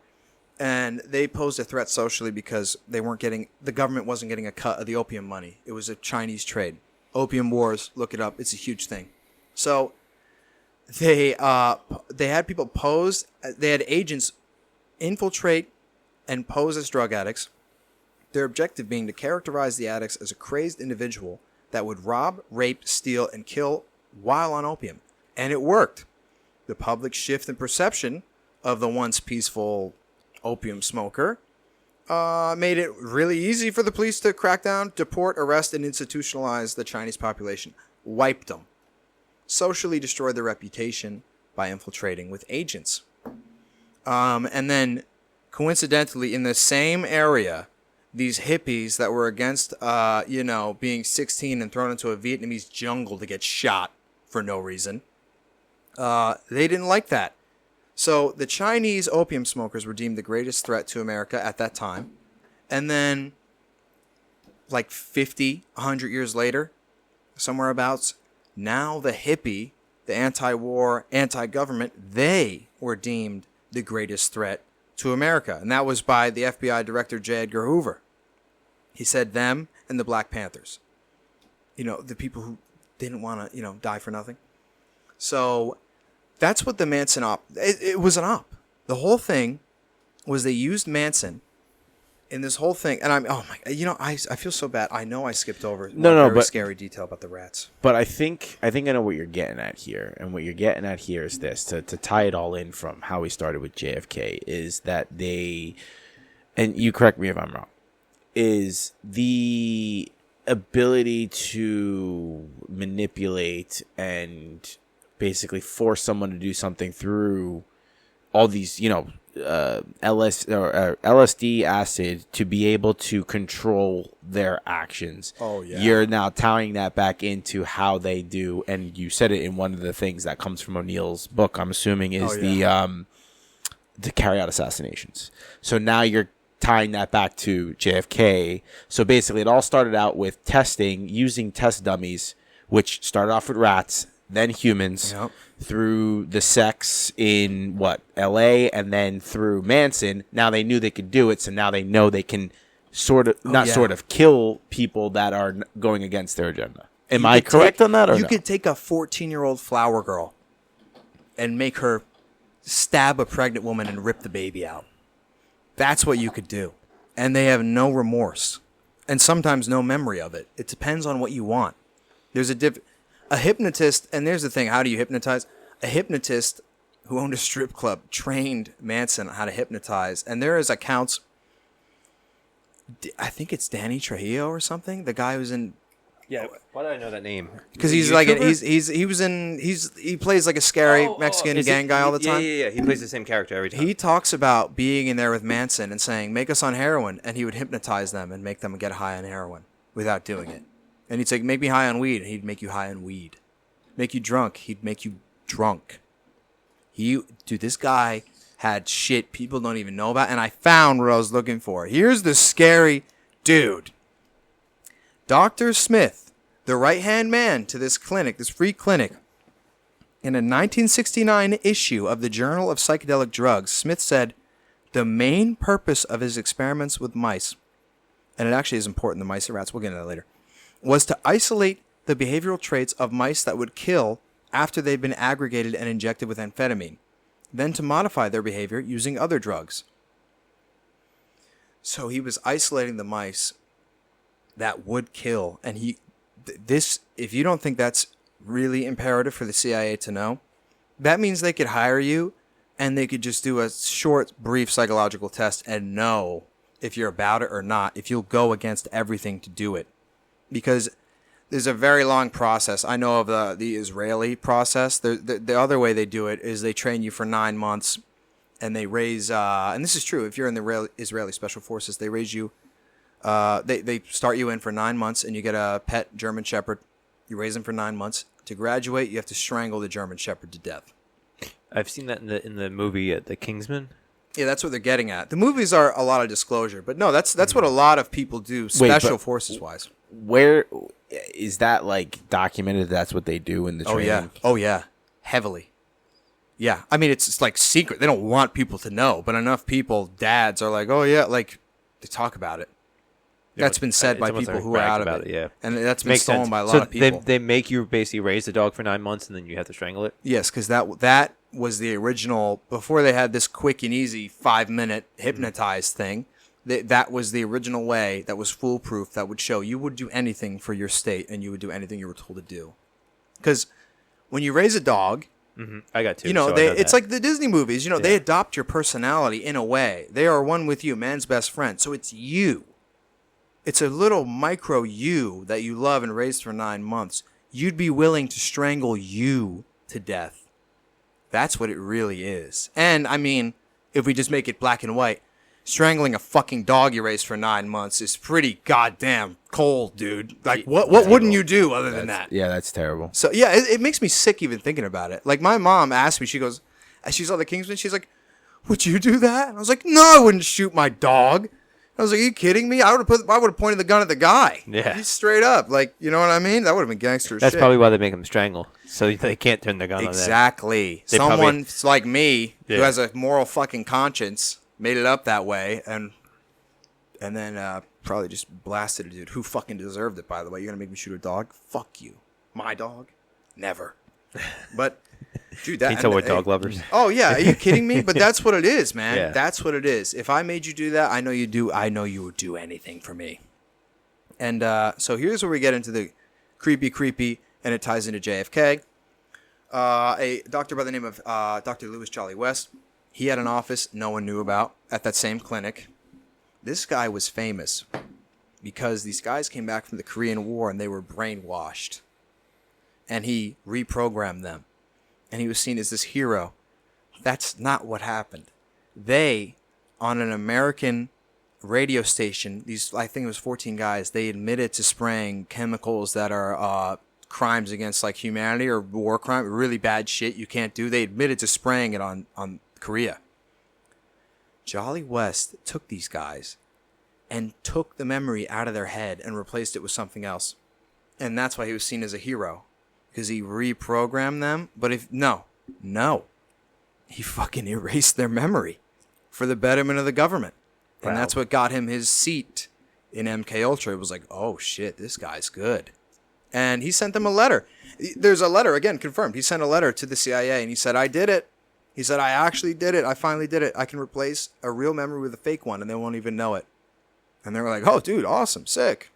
Let's do that. And then he said, I got to do it in the field. Let me do it in the field. And they said, oh, sounds good. Haight-Ashbury, dude. So this guy, he's from Cornell University, where he was studying methods of controlling human behavior. And it was a master hypnotist. And guess what he did at Haight-Ashbury? He not only worked at the office, he started a fake hippie crash pad. That's a laboratory disguised as a hippie crash pad. Had his grad students dress as hippies, grow out their hair, and lure in hippies in there to drug them. All confirmed. All in his letters. That's fucking insane. And his students, they have personal journal entries of like, I don't know what we're doing. This is very scary. And he was never there, while at the same time, Manson and his crew were crusading with full government oversight, just being able to do whatever they fucking wanted. Here's where it gets. Now, let's just skip ahead and connect to how this ties into JFK. I know if you've been listening this long, I swear it all ties together, all right? Listen, if they're still listening, that they're enjoying every bit of this. So, are you familiar with Jack Ruby, the guy who shot Lee Harvey Oswald? Allegedly. He was a mob guy who owned a strip club, and he, Jack Ruby's going from he's going to the car to go to the jail, and he gets plugged in the stomach point blank by Ruby. There goes our only guy, no testifying for him. Except here's the strange part: when Ruby was being tackled by everyone, you can hear him going, "What's going on? Get your hands off me! I'm Jack Ruby." He didn't know what happened. So he assassinated someone and then had amnesia of the event. Interesting. This guy, and then Jack Ruby, his immediate response was, I didn't want. Oh, that was gross. I didn't want JFK's poor wife to have to testify. That's why I did it. And he's like, and I want to prove that Jews love the president. What? He was deemed sane by half a dozen commissioned psychologists. He sat in his little thing. He wasn't. Jolly West immediately, by the way, partitioned the judge. He was like, oh, can I see him? And he's like, this happened yesterday. Who are you? He had no idea. It was all top secret, right? The judge was so sus about this guy. He was like, he literally said, I'm going to get some less interested people because you're weird. Dude was deemed sane. Jolly West finally gets a hold of this guy. They put him, no one knows what happened in the interrogation room. All that's known is he left. Jolly West leaves the room. No one knows what happened. Jack Ruby was under the table hiding from bats. And he said a second Holocaust was happening. So this guy leaves the room. He goes, he suffered an acute mental break. He's crazy. After being deemed sane for 3 months. All right, listeners, you ready for this? Who has seen Batman Begins? Mm-hmm. Yeah, it's a good one. Remember the Scarecrow when he sees the mobster guy who they said was going to plead insanity and they're going to get him off? And he goes, oh, yeah, I'll get you off for insanity, all right. What does he do? He puts a mask on, sprays an aerosol into the air that drives the man insane, who was a mobster in the movie, who killed a guy, so it's almost... who got a prominent... What did he do? Remember, it's all disclosure. Christian Bale is going to shoot the guy who killed his parents, and then a guy comes in point blank and shoots him while he's being transported. And the Falcone guy goes, yeah, you like what I did for you? Yeah, that's the Jack Ruby parallel. That's what they did. They were going to get Jack Ruby off on insanity, but he didn't realize how much of a joke it was. They were actually going to drive him insane. And they did. And let's see here. Oh, man, he was deemed sane. He kept on claiming a second Holocaust was happening, claimed to see his brother on fire outside, blah, blah, blah. And then he died of, really insane cancer, months later. Jolly West at the time was studying how to induce temporary insanity. Oh, like what happened? Oh, man. That's crazy, right? Dude, it only gets worse from here. So, the same psychological conditions that took hold of Jack Ruby and what he did and what were being studied by him and being funded by the CIA to make hypno assassins, okay? What is that? What is that? If that's not scary enough, I don't know what is, okay? So, the point being here, Manson was a Fed. The Feds hated hippies and the Black Panthers and needed to get rid of them. They had infiltrated the Hollywood scene. They had infiltrated everything, as they do. They are everywhere. The big enchilada here is they realized the Black Panthers were starting a White Panther movement with Hollywood big names like Sharon Tate, J.C. Sebring, all them, because this yellow house where the murders took place were the center of all the Hollywood parties at the time, to the point where the Feds literally commissioned people to infiltrate that house and infiltrate those parties. Literally, like freaking celebrity orgies on acid these agents had to do. That's insane to me, right? So they caught wind, and they hit two birds with one stone. They said, all right, we're going to see if these hypno-assassin thing really happens by giving people LSD and then amphetamine shortly after. Every member of the family that went and committed those murders admitted that they, right as they got in the car, they all took a pill of amphetamine right before they went. So the same rat experiment, the same conditions where they gave them acid to make them more suggestible and then amphetamine to negate their ego and make them merciless killers were done. And they blamed it, set up the crime scene to blame the Black Panthers. So they killed all these people that were going to start this movement that was going to a political revolution was on its way anyways. Berkeley was going crazy. After the Kent massacre, there was 4 million students who protested. And actually at an Alabama university, during this giant protest that formed after the Kent massacre, a building was set on fire, which deemed the protests illegal. Guess who lit the building on fire? An informant? An FBI informant. Yeah. Oh, they do stuff like that? Oh, man, no. Don't look into the riots or anything that I was at in New York City and saw this happen. Allegedly. Not that I saw them light it on fire. I saw them doing unrest. I was with these two girls who had no idea what they're getting into, and they were like, Sean, what's going on? And I literally said, hey, you see that group over there? Those are Feds. And they said, what? And I was like, look at in his back pocket, and you saw the handcuff imprint, and they all had a certain color on, because there's a certain color every day. Like, everyone had an orange thing on them. And I go, those people are here to see dissension. We should probably get out of here. What do you think happened? And then the pallets of bricks that next to the Apple building, the glass house. Weird, yeah. Yeah, dude, I saw that. Like, people want to talk shit. If there's ever a protest for something righteous, like, they did it with the natives, too. They're putting in the pipeline, and these native Indians were like, you're going to frack this sacred land. And they did a peaceful protest. Everyone, after what we did to the natives, is like, oh, shit, well, like, they had our sympathy. What'd they do? They sent in government people who were identified to make it violent. And then they maced, like, literally, you see all these natives sitting there, they're like, what's this guy doing? And they start throwing shit, punching cops. Like, dude, that's all it takes. How about January 6th? Oh, yeah. I mean, that one's the worst. Do you know how many? I mean, they testified saying that they can't confirm or deny if there's any informants. Yo, dude. Oh, so how you many just said DC cops committed suicide that month? 4 that were there committed suicide after that. Why would 4 DC cops kill themselves after the insurrection? Yeah, where they were let in. Where they stayed in the fucking... They stayed in the lane. Oh, my... That's the thing these people don't understand.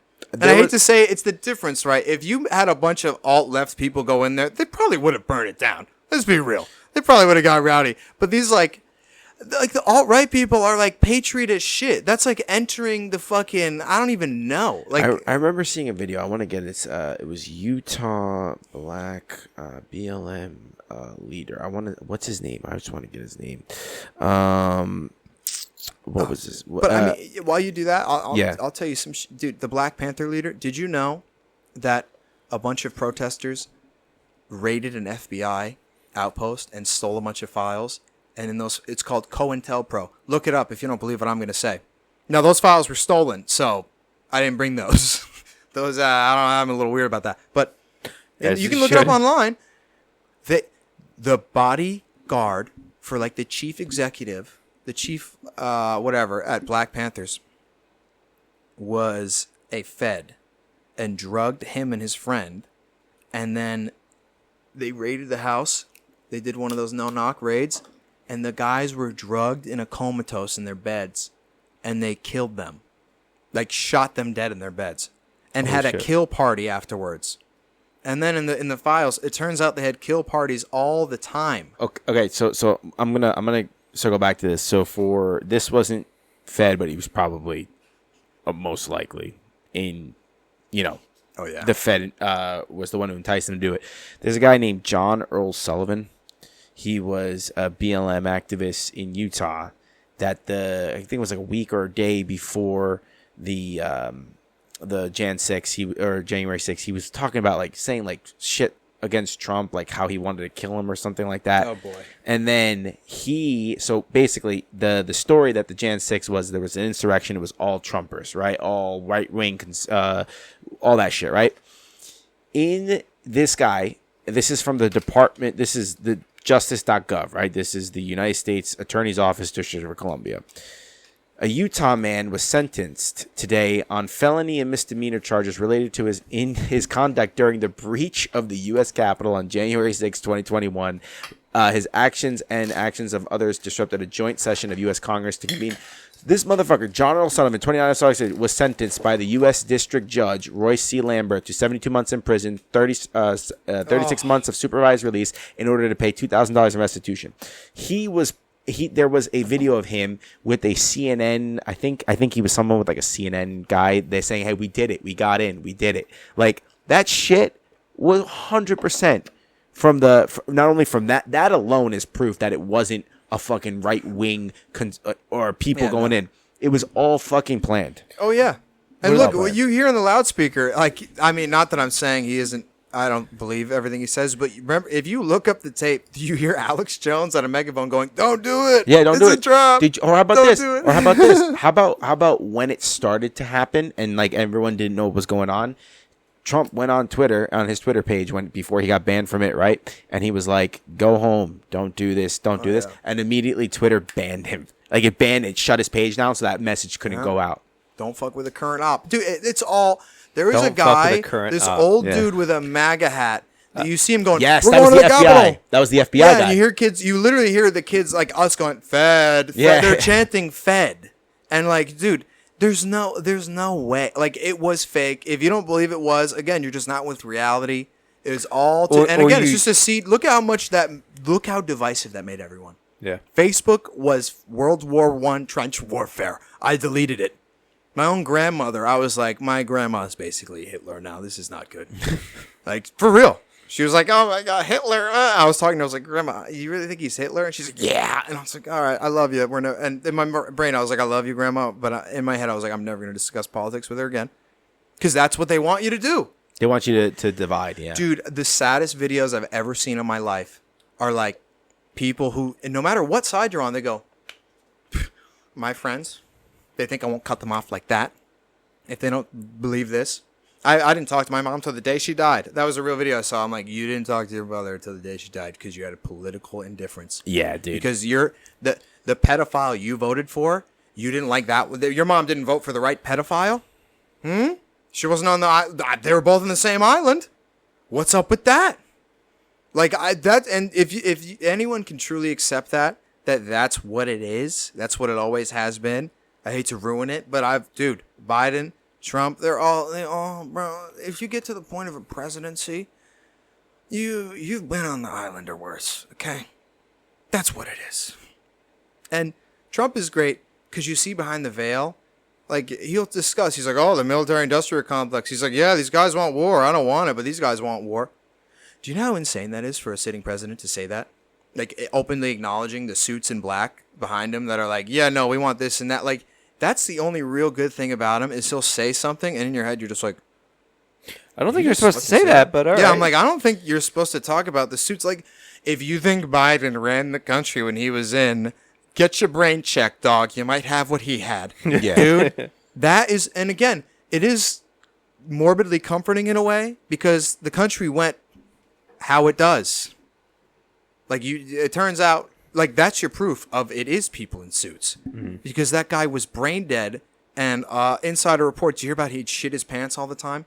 Yeah, like that was. Didn't when he meet the Pope, he shit his pants. Yeah, like yeah, on he was in the tape. Vatican. I think it was. If he got angry, he'd like shit himself. You know, it's All he talked about was ice cream. it's a joke, man. And that's all. And again, there's a psyop in there too. It's for you to lose faith in the system, and that's what they really want. And I mean, honest, how could you not, right? At this rate, but all this stuff, like, it's a dangle. It's a fucking Twinkie in front of our head. Like the goal of it is really just. Like, to eventually one day where we all go, man, the system sucks anyway. It sucks so bad. Why not have a dictator? Well, I think what you're referring to is something along the lines of Agenda 2030. Oh, yeah. With the World Economic Forum. I don't know. That's what I think when you say that. Like, it'll come to a point where it's so bad that the person who has the solution really doesn't have the solution. Eat the bugs. Yeah. Steak is for rich people. Yeah. Soy. Or how about this? How about the cows? The cows are fucking causing global warming. The cows are fucked, look what they do in Europe. The government's like, we're going to you have to mandatory give the farmland back. We're going to buy it from you, but farms are the biggest polluter. Farms are the biggest polluter. Are you fucking on crack? Meanwhile, just look up every oil spill in the past 20 years and how all of them are illegal, by the way. The BP one, they're in a place they're not supposed to drilling further than they're supposed to. And then what do? They give you the softest campaign, like, my bad. We're sorry. We're so sorry. South Park. South Park did a great job fucking. Yeah, they did the best one, man, because that's what it was. Like, we partnered with Dawn and we fixed it. There's no coral in the Gulf of Mexico anymore. Yeah. That's over. Like, you got Fukushima leaking stuff into the... Still, right? Yeah, it's all a joke. We've lost half of, like, coral on the West Coast because of Fukushima. These oil companies are raping the world, and they are going to tell me that farming... And then the best, too, it's on us. It's on you to recycle. Dude, if I made it my goal to destroy the world... I could for 10 years dump oil on every beach myself. I would never come close to what Exxon has done in, I don't know, the last 5 minutes. Like, it's a fucking joke. Like, I think using reusable stuff is good. Don't get me wrong. That's good to do. But I love when these corporate pieces of shit companies that are, I'm just going to say it, that are raping the world, they have the galls to point at us and go, actually, you should recycle more. We live in fucking New Jersey. Recycling isn't even fucking real. No, they just throw it the same way. Yeah, it's all a fucking scam. And then you look into it, and then it's like 7% gets recycled. Yeah. So I found out if there's too many pizza boxes in a recycling bin, they won't bring it. It goes to the garbage because of the grease. It's dude. It has to be the clean. This is it. I drank a water bottle, dude. If there's a fucking salamander, if there's a fucking bug in there, that's it. No, they have people sort it. It all comes down to what you think it comes down to. Some guy who hates his life sorting plastic. And they go, if you see clean plastic bottle, throw it in this bin. If you see anything that isn't a clean glass bottle, it goes in this bin. Everything else, trash. And they sit there like this all day. In like a drug-induced haze. That's what I would be if I worked that job, you know? Yeah. So, it's fucking crazy. But again, guess what? I'm going to expose more. All these files, it's going to tell you all you need to know. What do we got here? This one is a fucking mind bender. All and right, that's like a legit. That's from the CIA? Oh yeah. Time for fun. All this negative stuff. Time Approved for fun. for release on May 23rd, 2003 from the CIA. Oh wow, this is gonna be fun. So these are declassified documents. So where do you find this stuff? Like, generally speaking. Well, here's the thing, dude. I don't play video games. I don't watch TV. I read crazy stuff like this or books. I like old music, old movies, old this. Dude, I am not. This is I'm a loser and I read this in my spare time is what I mean. Okay? Dude, it's a search bar. Mm-hmm. The Freedom of Information Act, you go on CIA.gov, you can just type in UFO and you'll see stuff pop up. And it's freedom of information, for most of you probably heard that is FOIA, right? Yeah, FOIA. Yep. FOIA. Yep. And you can make requests to this Rogan day. just had one of the senators on. She was talking about she's like the heading up the UAP shit, and she was she's like Fed. Oh, 100%. Fed. But she's talking about how she's reading these articles on that the CIA, probably that same spot. Yeah, it's the shit. All right, I love nonfiction. You don't need nonfiction. You want monsters are real. Find the original documents. Yeah, you don't you need can to go to the just nonfiction books. Go on there, search whatever you want, dude. I found an article once about the CIA trying to do telepathic communication with dolphins. All right, I'm not kidding. Isn't it illegal to try to communicate with Yes, dolphins? it is, and it was made illegal right after that document was made. So, and they said they couldn't do it. So, they're not remnants of Atlantis. Anyways, this. Okay, I know I said we're gonna have fun. This is the most terrifying one we're gonna go over. So, sorry. This. I got my Joe Biden depends on in case I shit my pants. You really want it for this one. This is, if you want to look it up, the SS Ourang Medan. And I get chills even thinking about it. Oh my! All right, I'm gonna just really. We're just gonna read a brief paragraph here. On May 29th, 1958, I sent you a letter concerning crew's disappearance from ships on the high seas, or ships which have disappeared without a trace. Well, I have just read a really weird story concerning the Dutch vessel, the SS Ourang Medan, spelled Ourang Medan, if you want to look it up. I will be indeed grateful for your opinion of this. Also, do you think, quote, something from the unknown, quote, is involved? Whoa. So this is in an officially released document from the CIA. As official as it gets, my friend. And strap in. If you're listening, keep your hands and feet inside the ride at all times. Before we get any further in this, why do you think they would release something like this? Because they have to. It's part of the whole. I mean, I know it all ties into. It's like the devil and blah blah blah. The rules of the game. Ignorance is a choice when the information is there for you to find. In this day and age with a smartphone, to be ignorant to what's going on is a choice. And if they just give you everything, their karma's fine.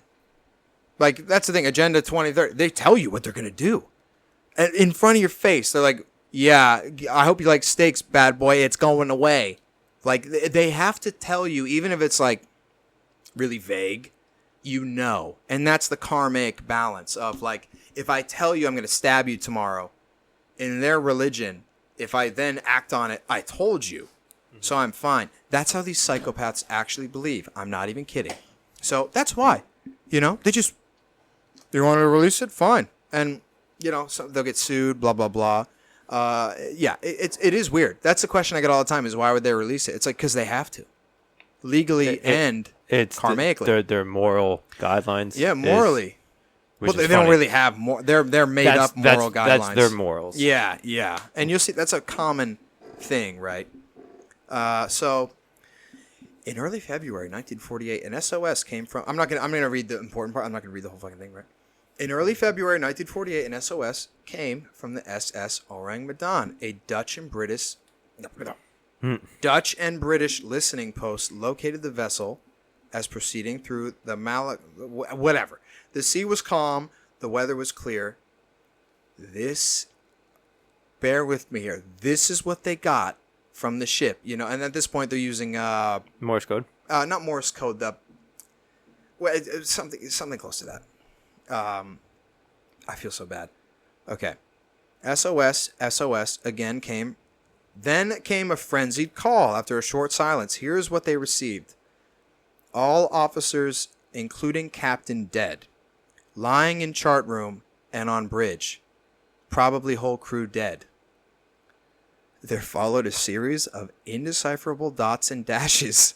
Then came quite clearly, I die. So, rescue ships, then, of course, from the Dutch Sumatra and British Malaya, rushed to the, obviously, because what the fuck is that? They rushed there. They got there. They found it 50 miles off course, dead in the water, no lights, no nothing. That's a big no-no. You don't do that in the high seas, okay? And then they boarded it, and they found an eerie sight. There wasn't a living creature on the ship. The captain lay dead on the bridge. The bodies of the other officers sprawled in the wheelhouse, chart room, and wardroom. The faithful Sparks, they even knew the name of the dog, was dead. was no. The faithful Sparks was slumped in a chair in the radio shack. Oh shit, the guy who sent the message. Oh my god, that's even scarier. He was slumped in the radio shack, his hands still on the sending key. The bodies of the crew lay everywhere, in their rooms, in the passageways, on the decks, and all the dead faces was a look of convulsive horror. As a report of the proceedings of the Merchant Marine Council put it, so this is them saying that, their frozen faces were upturned to the sun, the mouths were gaping open, and the eyes staring. Everyone was dead. Even the ship's dog, a small terrier, was lifeless, its teeth bared in anger and agony. But strangely, there was no sign of wounds or injuries on any of the bodies. Just all frozen, basically in a screaming position. All of them. After a quick conference, the boarding parties decided to put a tow line on the vessel and take her into port. But at that very moment, smoke and flames belched forth from the number 4 hold, the basement. The fire immediately was so hot and widespread that it was impossible to subdue. They abandoned. They went on their ships. The ship sank. That's fucking wild. Fucking wild. And here, they actually, again, you see these little slips. It gets wilder by this guy's reaction. He said, I feel sure that the SS Ourang Medan tragedy holds the answer to many of these airplane incidents and unsolved mysteries of the sea. Also, I have often thought about the many sightings of huge fiery spheres rising from the sea or disappearing into the sea by ships' captains and crews in the 18th and 19th centuries. For those of you who don't know, Christopher Columbus wrote in his log about fiery spheres in the water. Okay. Mind blower. So pretty much he goes, oh my God.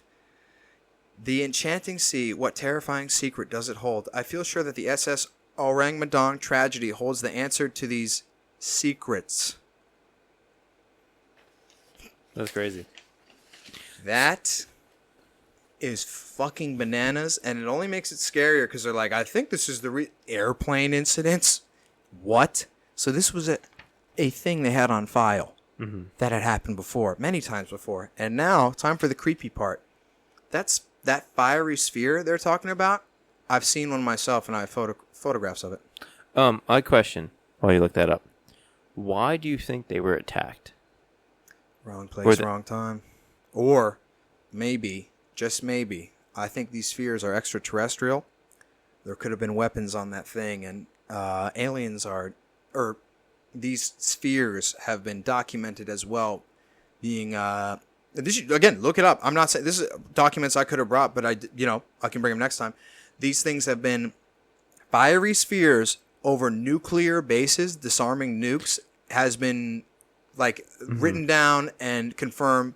It's one of the only Russian-American connections we had during the Cold War. We're like, are these things disarming your nukes too? And they said, yeah, they are. Who was it? Was it like an American military officer that was given the okay to send a nuke, but when he hit the button, it just didn't go?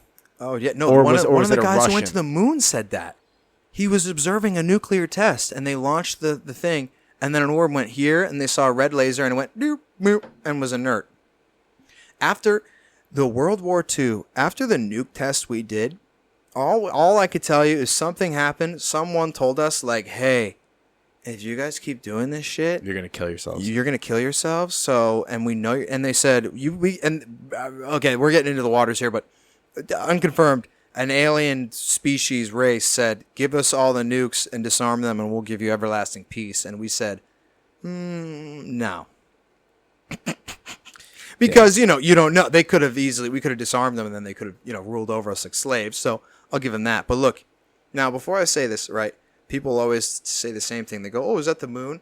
I saw this come out of the water, and I'm going to show you it change shape. Me and my cousin, who's also named Sean, which is so funny. Irish people, right? Not the most original, But, dude, 1:57 a.m., that came from behind the clouds. That, right? And then look. So where are you when this happened? Oh, this is this is the beach. Jersey Shore? This is Jersey Shore, dude. This was Ortley. At 2 a.m., look. It gets bigger and then rises. Look how bright these are videos, but they're shitty.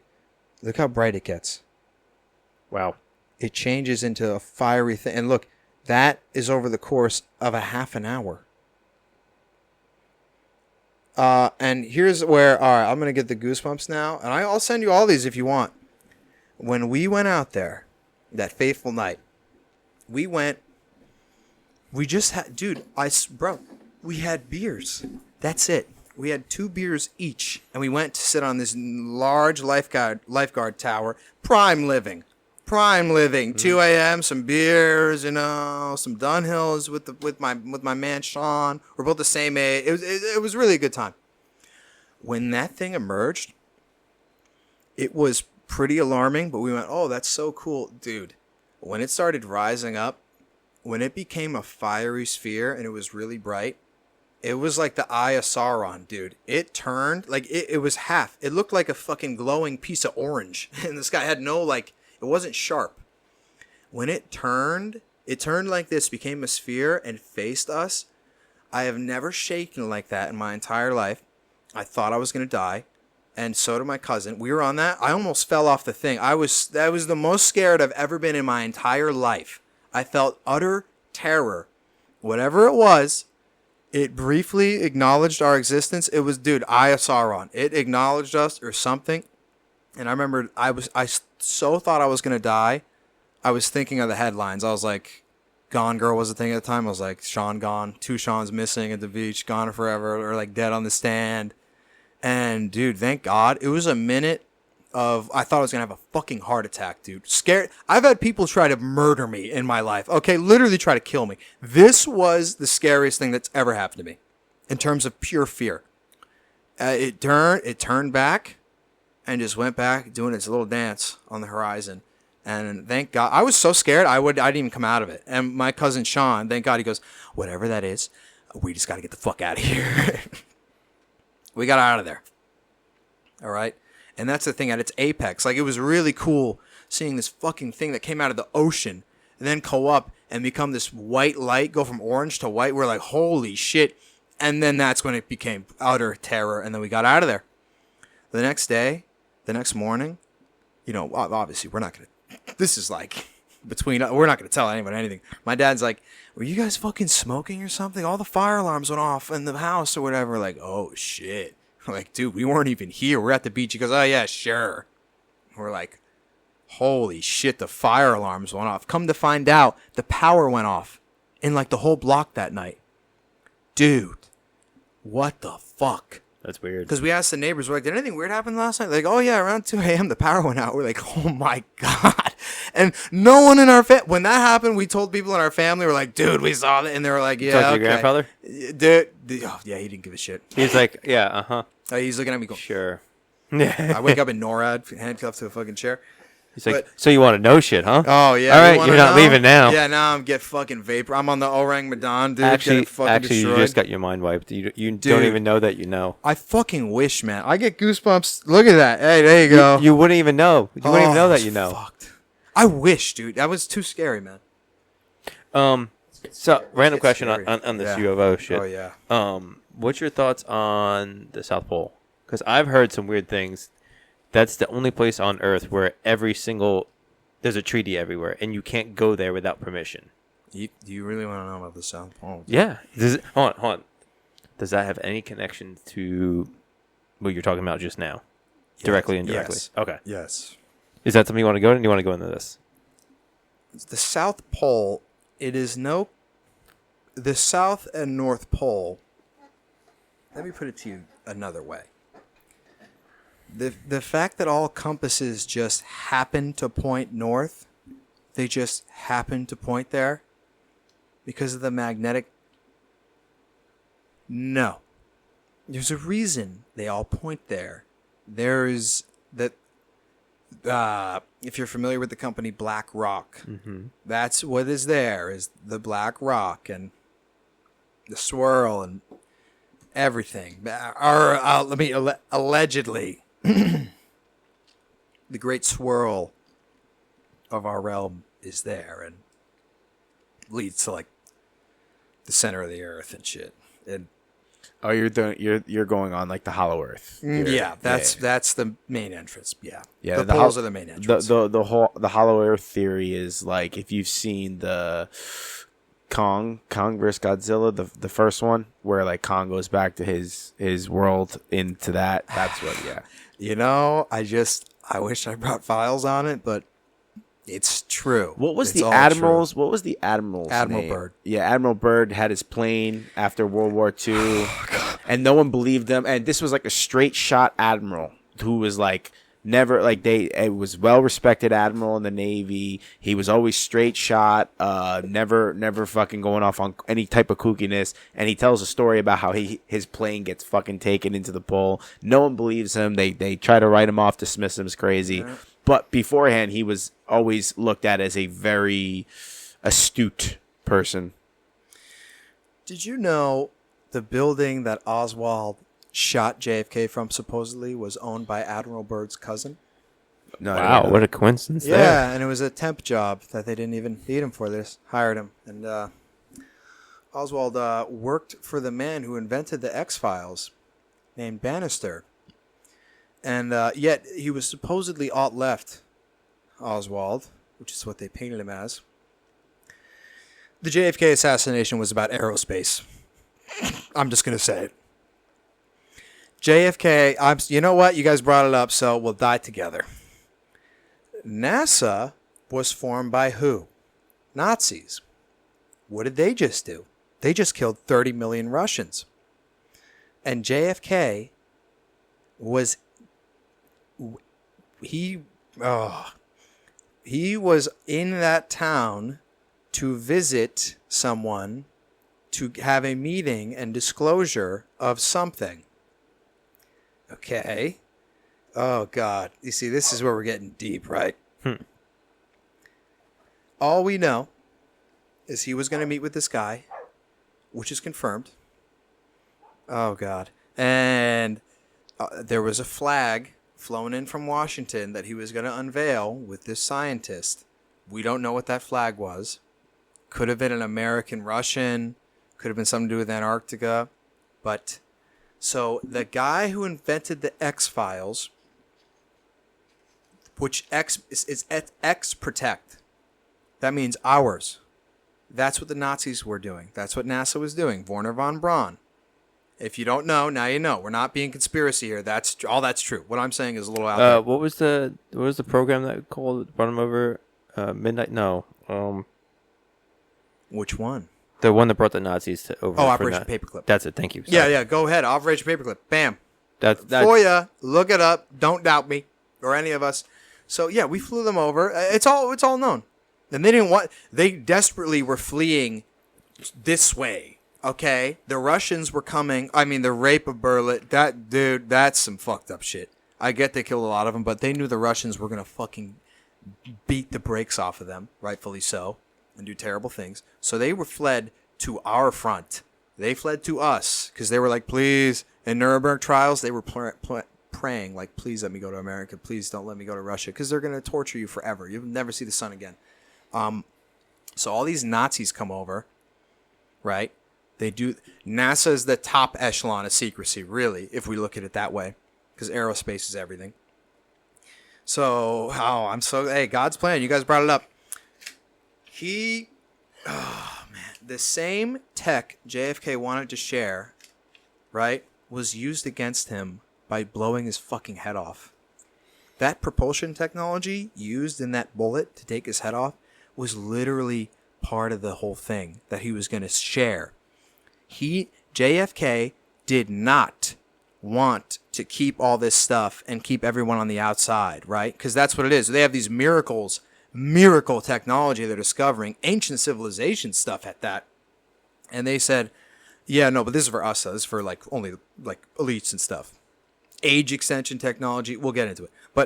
And he said, no, I want to share it. He said that to the CIA and NASA. No, I want to share it.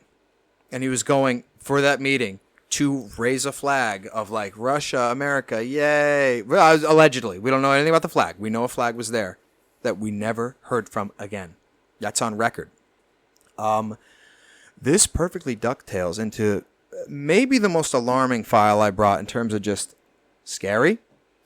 Who's familiar with Operation Northwoods? I've heard of it. Which one's that?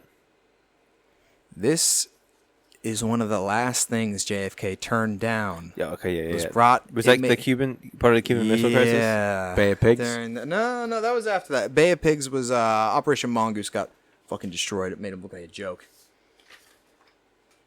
Keep going. I'm gonna go. Yeah, because I was always thinking that this is my understanding, is that any time that someone speaks against the Fed, they get fucking removed. And I know JFK was trying to, I guess, He was doing a lot. He made enemies, dude. The mob got him in, and the whole plan was that mob was getting him into office, which they did. That's true.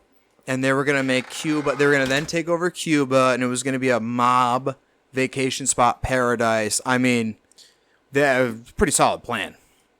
And JFK was like, "Fuck the mob, fuck the CIA. It should be," in his quotes, "the CIA should be torn up into a million pieces, thrown into the wind.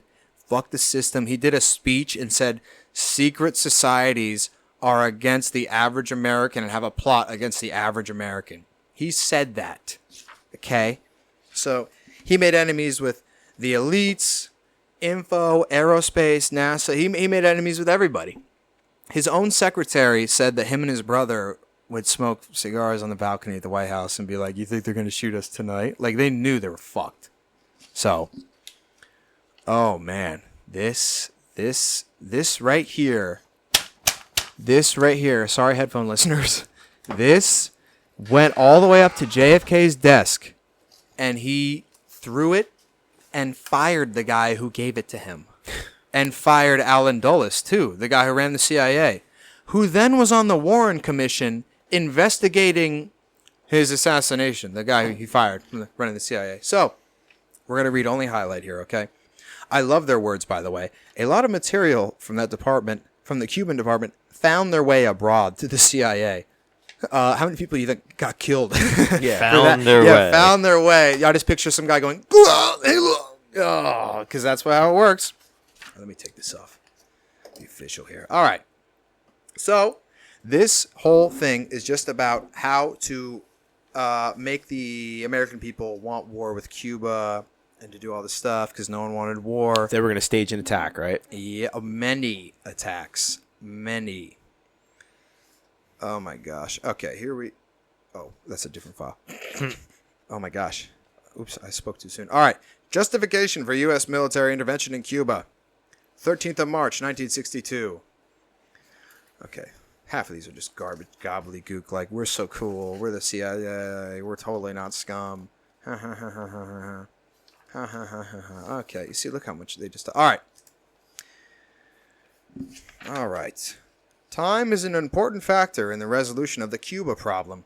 Therefore, the plan should be so time-phased that projects would be operable within the next few months. That's very rare. Okay, that's like in government time, that's big. That's big. Yeah. Here are the plans they came up with. All right, number 1, blow up ammunition inside the base. Start fires. We're talking about Guantanamo. That's great, right? Burn aircraft on the airbase. I love it. Quote, sabotage. Yeah, okay. Yeah, I didn't know that. Lob mortar shells from outside of the base into base. Some damage to installations. It only gets worse. Capture assault teams approaching from the sea of vicinity of Guantanamo Bay. Next, capture militia group which storms the base. Sabotage ship in harbor. Large fires. Sink ship near harbor entrance. Conduct funerals for mock victims. Ooh. Commence large-scale United States military operations in lieu of that. Here's a really fucked up one. A Remember the Maine incident could be arranged in several forms. What they're talking about is the USS Maine, which exploded in Havana Harbor, Cuba, February 15th, 1898.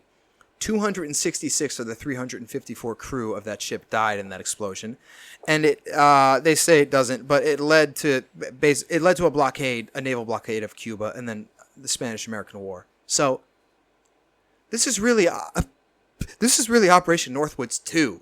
Because now you look at that, you're like, damn, did they blow up the USS Maine? I didn't get those files because they're written on fucking sheepskin. But one day I'm sure I'll get them. It continues on. We could blow up a U.S. ship in Guantanamo Bay and blame Cuba. We could blow up a drone, unmanned vessel anywhere in the Cuban waters. We could arrange to cause such an incident in the vicinity of Havana. Oh, God. Look, here's how it's so fucked up. They would say they'd explode a drone around Cuba, and then when the planes came to investigate, they would photograph the plane near the explosion. Question, so you what going year to is look. this? Oh, this is I think you said 62.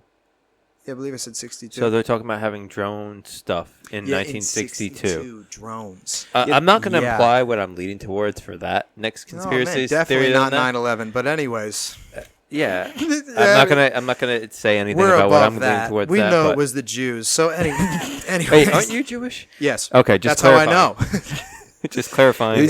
It was the Zionists, though. Zionists. It was the that's the thing, bro. There's look Because at the guy who's the guy who killed all the oh my gosh, Jim Jones. Who? Jim Jones, the guy who made everyone drink the Kool-Aid and killed them all. Not the rapper. No, but he was a radical But Christian. the one thing I want to and I know where you were going with that. The one thing I always want to say is that it's not the Jewish people. I don't want because the innocent Jewish people. That's not what we're saying, and I'm not saying it's the Jewish religion. Right here, it is a select few. It's basically people who hide behind the guise of being Jewish but aren't Semitic Jews. It's so I just want to clarify. It's the ones who are who are okay with the genocide going on. It's those ones. Yeah, no, but but the reason why I want to clarify that is because you don't want innocent Jewish people to then be criticized and blamed for something they're not even a part of. Yeah. But that's just me. I have to clarify that it's not the Jews. I get it. I guess we just think different. No. I would never. But hey, man, guess what? I'm only halfway through this list. Okay, and I know this is monotonous, but it only gets worse, as I say, which I think they did on purpose, right? So imagine I'm JFK reading this, too. Imagine JFK reading this. This went all the way up the ladder. He had to sign off on it when I'm reading. That's insane, okay? The next thing they were going to do, right, we said blow up an unarmed drone and frame him. The U.S. could follow up with an air and sea rescue operation covered by fighters to, quote, evacuate, quote, remaining members of the non-existent crew. Casualty lists in the U.S. newspapers would cause a helpful wave of national indignation. Holy shit.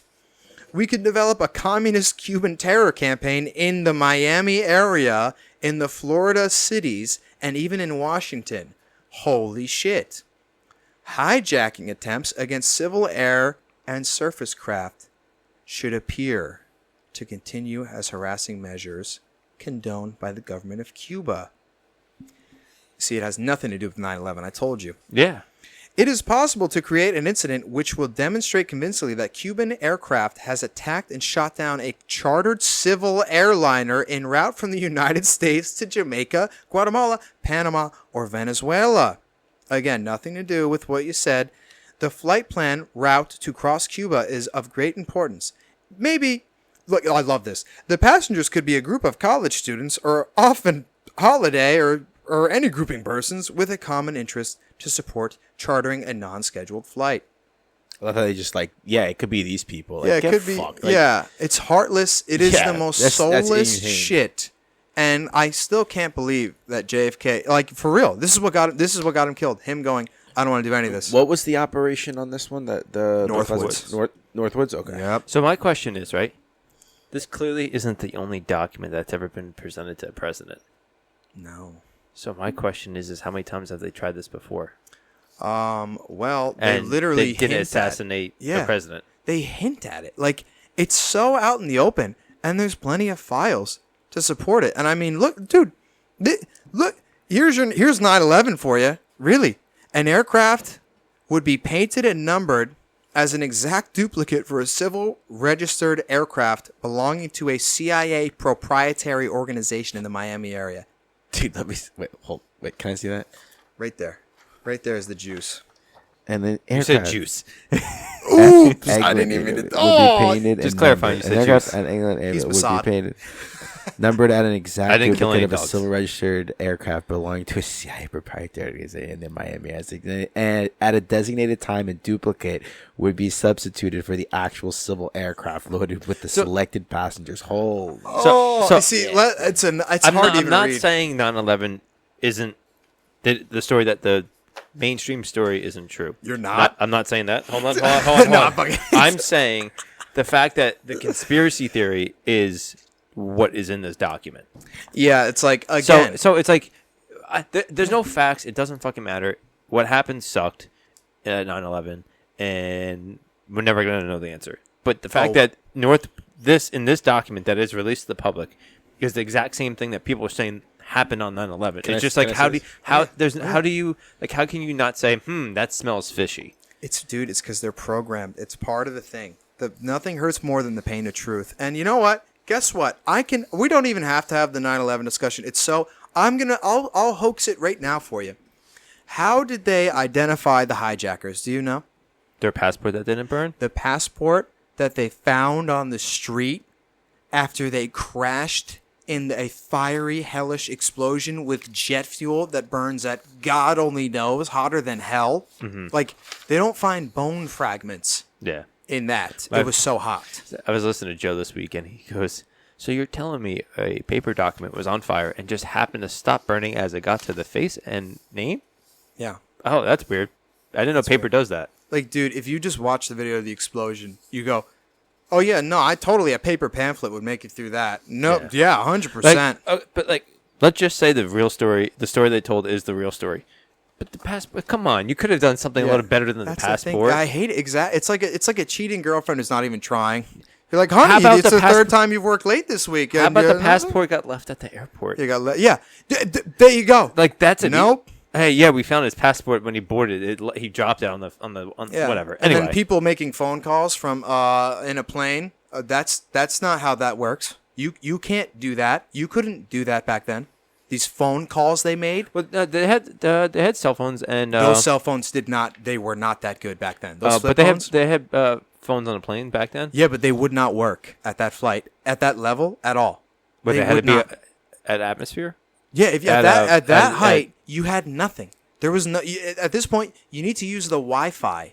You need to use like a special thing put on the plane. Those phones back then, you could not make a phone call or leave a voicemail. I'm telling you, literally impossible. So Yeah. that is scary enough. And dude, to your point, this is what it all is. Like I'm saying in the Manson thing, these two psychopaths were funded by the CIA studying a thing about rats and how to make rats who don't want to kill on command kill and eat like baby rats. So like they just happened to be in the same vicinity at the same free clinic that this was happening, where Jolly West, these acid-toting psychos who were trying to isolate killer rats that could be made to kill and do anything. And they just happened to be doing the same exact thing on the outside with free immunity, where like Charlie Manson's literally raping, killing, stealing cars, submachine guns, shot a dude he thought was in the Black Panthers, but turns out he wasn't. Like, it's all, you just have to sit there and go, what a coincidence for your whole life to like believe any of this crap. So, like again, I have the plans of 9/11 are in my hands. And JFK said, I would never do that to the American people. What the fuck is wrong with you? You're fired. Alan Dulles, you're fired too. And then was they blow 40 his years fucking head before. off. 35 years before. You know what else too? He wanted to back the American dollar with silver. Yeah. So they blew his head off. So and put his you want to head, get rid of the Don't Fed. Yeah. ever fuck with the What'd they Federal do? Reserve. They blew his head off and put his fucking head on a silver 50-cent coin. Wow. They put that one Yeah. together. Yeah. Oh, that's actually. They're like, fucked oh, up. you want to be backed by silver? You're actually just going to face the Hey silver. man, kill one dissenter, you silence 1,000. If you think you can step out of line, the fucking president stepped out of line. And they killed him in broad daylight. Like that, and put his head on a silver coin. If you were in the know in those elite circles, imagine seeing that. And they gave you, everyone in Congress got one. So they were like, here's your commemorative coin.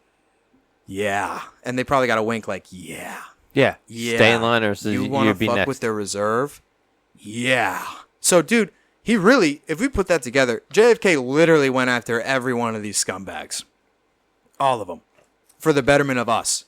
And that's what they do. Someone who wants the betterment of us. Okay? Martin Luther King, assassinated by another a guy who was Russian overseas, and he was a petty criminal and had money to go to Russia, Russian embassies. That's not weird. Abraham Lincoln. Abraham Lincoln getting his head blown off too. Wasn't Abraham Lincoln somehow connected to like the Federal Reserve or something like that? No. The Federal Reserve was 1913. Yeah, no. Yes, but so the predecessor to that, there was some kind of connection, my understanding, with going off the gold standard and all that. That one is so deep. I mean, again, they got him to the party. Look, just look at it this way.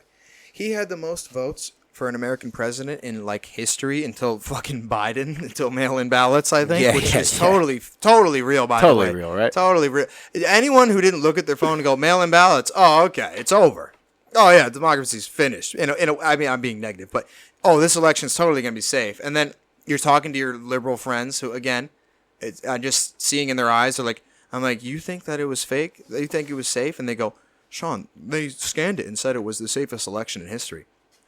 The government said it was the safest The CIA investigated themselves, and the Warren Commission, turns out they didn't do it. Yeah. Man, it turns out there was no conspiracy.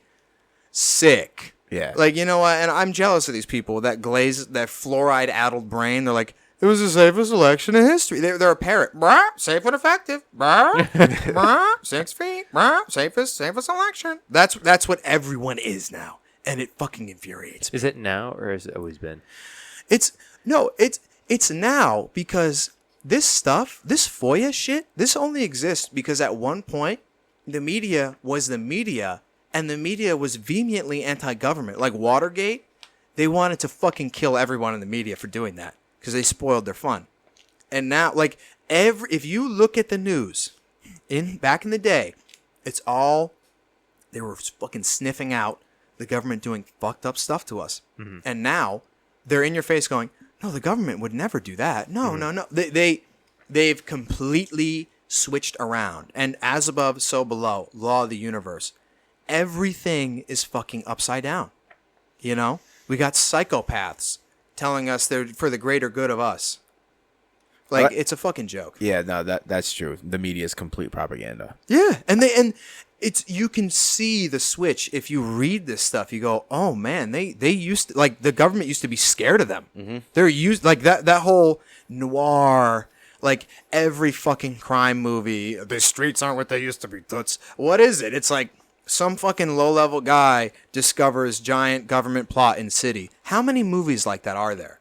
Like, that we've seen where you go, oh, shit, like, that's the whole plot. And he's like, he's going to stop the evil plot. And they go, you'll never stop us. We're too powerful, blah, blah, blah. And then Mel Gibson shoots a bunch of people in the face and the day is saved. But that's not really how it goes. No. They shoot you in the face and they make it look like a suicide. Because the greatest compliment any reporter could have is a CIA's bullet go through their skull. It means they actually did their fucking job for once. You know? As much as that sucks. That's a great career path. It is. It is. I hope. And that's why we only talk about documents we can print out from the FOIA Act, so we don't get bullets in our heads. This we're about to go crazy. What is this one? Please don't kill us. Approved for release on, September 10th, 2003. 2003 has been the one. Department of the Army, U.S. Operational Commander. This is analysis of gateway process. That's the subject. Nice. You guys ready for this? This is the fun one we were talking about before that you're going to talk about. This ties in. This is the most out there level one. Yeah. Introduction. In order to describe the Monroe Institute technique for achieving altered states of consciousness. Yes, I just said that. This is from a CIA document. The gateway experience involving brain hemisphere synchronization, or hemisync.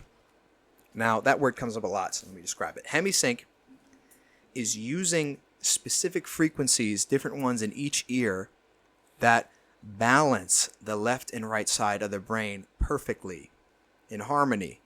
Question. Yes. Didn't they used to do this to kids growing up to test them to see if they were compatible? And I only asked this because I was tested like this. If you remember putting on those headphones and hearing the strange noise, you were used in a selection process for this. Yeah. To get kids with God-given intuition, psychically. I remember it. I remember hearing the weird shit. So are you telling me if I was tested that I have a higher chance of having psychic? Well, no, they tested all of us. Okay. If you saw, they played weird stuff and they said visualize an apple. I didn't think it was everyone. Dude. I thought it was they was selected. Anyway, go on. Sorry. What they would do is they'd have a puzzle would come into your classroom. People remember this. They'd have you do a puzzle, and if you did it like the fastest, you could do that. Mm-hmm. And then I remember it. It was a creepy thing. You were in a dark room, which really was weird, and you had these headphones on going like the weirdest thing you ever heard. And they'd say like, picture an apple with your eyes closed, and you go, okay, and then you go, picture a giraffe, and he talked just like that. It was like one of the most weird but calming things ever. And then as soon as it was over, it was done. As soon as it started, it was done. And then you just went back to class, and it was like, at that age, it was nothing. But dude, you're like, cool, I got out of class. Yeah, if you were selected, and I've read personal documentation of people who did it. A teacher they hadn't met before, would come in, and they would just do puzzles. And the puzzles got more and more in depth and very strange about the mind. And guess what's the creepy similarity about all these classrooms across the country? The windows were always blocked out with paper in this classroom. Every time. So it was a top secret recruiting process. Thank God you didn't do that. Because they would have had you doing this. Like psychically traveling to Soviet bases.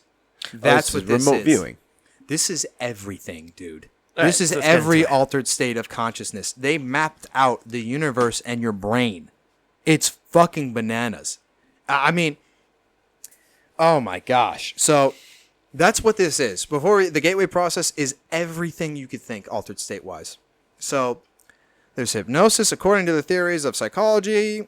Psychologist Ronald Stone and the biomedical engineering models of blah, blah, blah. Hypnosis is basically a technique which permits acquisition of direct access to the sensory motor cortex and pleasure centers and lower cerebral emotional portions and of blah, blah, blah, of the right side of the brain following successful disengagement of the left.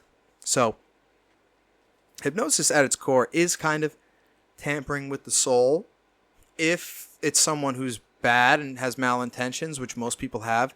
And here's my big thing. Anyone who thinks they should try this, you're fucking mistaken. Okay?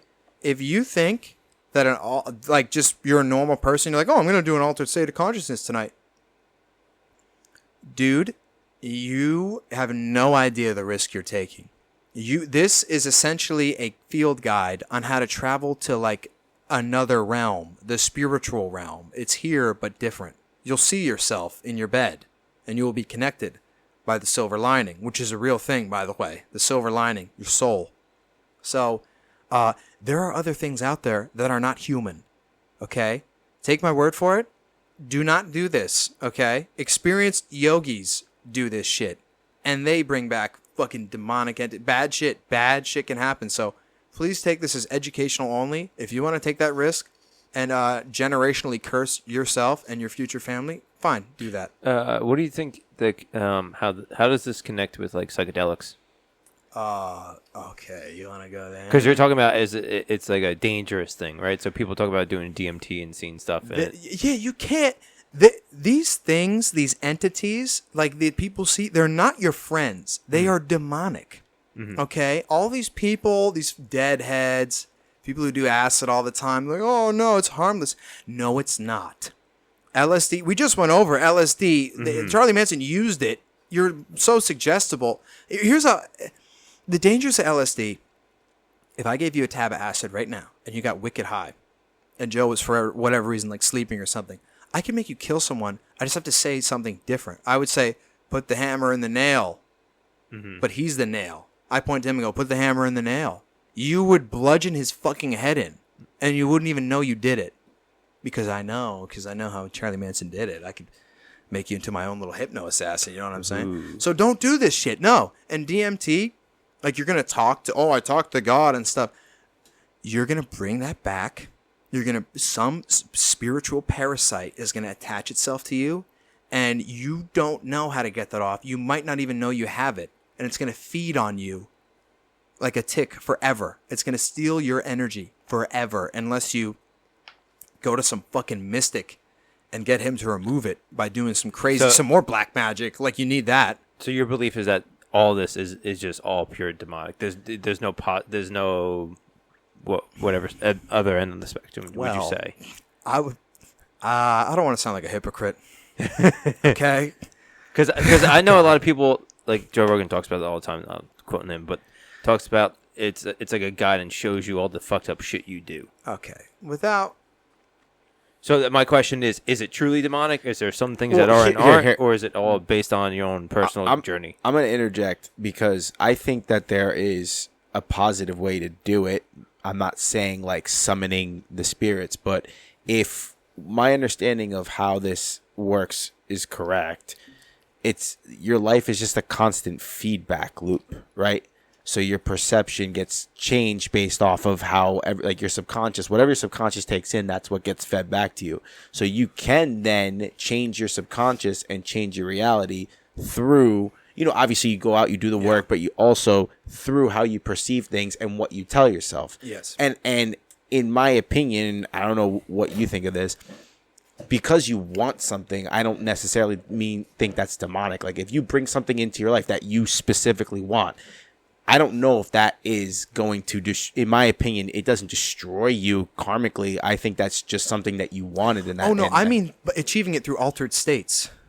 Even achieving the inspiration through an altered state. So you're saying the manifestation of speaking into existence, thinking into existence, not using an altered state. Yes. That's fine. That's great. That's what you're supposed to do. So then you're saying now using like black or... Yeah, this looking in, like, this is basically...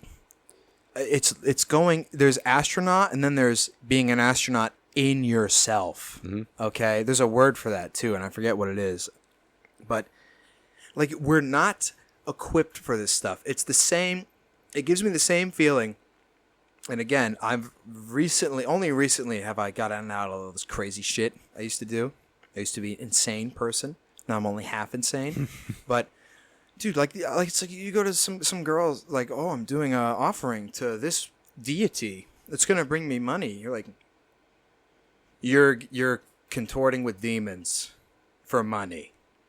You're cursing. You're blackening your soul, dirtying the perfect white sheet God gave you for money in this temporary world. And I mean, I will say, I can't say that, like, if you were to do, like, use a substance or this thing, it's a one-off. Like, there's plenty of people, veterans who have PTSD, who took like an eighth of mushrooms to the face in a controlled environment, who all of a sudden aren't terrified to go grocery shopping. That's good, right? But that's what it's meant for. A shift. Life is like a sailboat, right? And to your point, right? These little winds come. And if you adjust course 5 inches in that moment, if you're on the open ocean, that 5-inch adjustment could be a 500-mile distance of your destination. So you have to be so careful. But so these guys are facing this way, which is death, despair. They say your friend get blown up. That sucks, dude. And then this thing is this mushroom is a gust of wind that goes, and now you're on your way. You're back on the path to paradise because a fucking explosion in the ship made you turn this way. So to counterbalance some horrific trauma, that it can be useful, right? But everyone's microdosing mushrooms, microdosing acid. That's the fucking worst idea in the world. You're gonna get jello brain. And here's the creepy connection that this has using frequencies to alter states. The Grateful Dead, believe it or not, were part of MK Ultra as well. I believe that. They had an seemingly endless supply of acid, which is mistake number one. Okay, there was only one lab, a confirmed lab, that was making acid at the time, and it was Sandoz in in Canada, And the last order they ever did was a bulk order to the CIA. And then they shut down. But that doesn't mean people couldn't make it. So the guy who made acid for the Dead, and here's how the Grateful Dead started. This guy, his name is eluding me right now, but this guy was making acid in his own lab, and totally not MK Ultra, totally not. He was in a bus that would go around the country. They did the pike bowl, the punch bowl was spiked with acid, and they would go around, and their job from the CIA was to write down what people did. And one day, they would just go get bombed, like on acid, bang these, basically partying every day and getting paid by the government to do it. So, I mean, that's pretty sick. But one day, these guys, Jerry, his crew were there, and they just said, hey, man, we should play some music at this party because, the CIA's, they're not creative. That's their only thing they lack. So these guys started jamming, right? Just jamming, like they're known for. And everyone on LSD was so utterly infatuated, in complete focus on what they were hearing. Because when you're on acid and you hear music, it's pretty cool, all right? It's all right. It's a good time, okay? You can literally isolate with your mind what you want to hear. If you want to hear the drums, you'll hear the drums. If you want to hear, like, I've never done it. I don't know how. This is what you heard. Yeah, I've never. You read this in documents. Documentaries on Netflix and stuff. So, dude, they wrote back like, oh, the music made them completely all just go and stare. So, mind control. What mind control really goes to, if you're the government, is then crowd control. That is key. That is power right there. If you can control a crowd, okay, we all know why that would be. Protesting, you can disseminate them, blah blah blah. So how are you going to study the effects of LSD on a crowd while also using gateway process frequencies to influence people's behavior? You fund a band that's going to go across the country that has a religious following of people that religiously take acid. Like, Grateful Dead equals what? We all think of acid or tie-dye. Same thing. So their whole legendary, the Grateful Dead, all these, I feel bad for them too. They're all, jello-brained. Oh man, I love the Grateful Dead.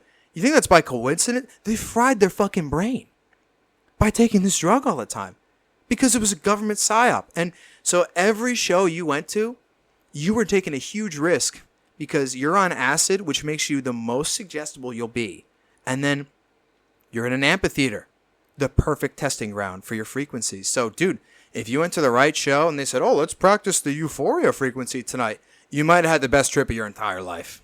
You might have seen God, or thought you did, because you didn't, because it's acid, Or if you went on the wrong night and they said, bad trip frequency night, and everyone would go fucking crazy. And then they'd immediately turn it off and go, oh shit, oh my God, that one works. It was the perfect fucking plan. So this all ties in. There's theories that that's now Taylor Swift. Don't take me in these waters, dude. Okay, we'll save that for next one. Save that for next one. I'll come back, I swear. Let's read about the gateway process. The fact that this fucking gateway shit ties into the Grateful Dead, I love how I sound like I'm on crack, but I have the proof. So get out of my face.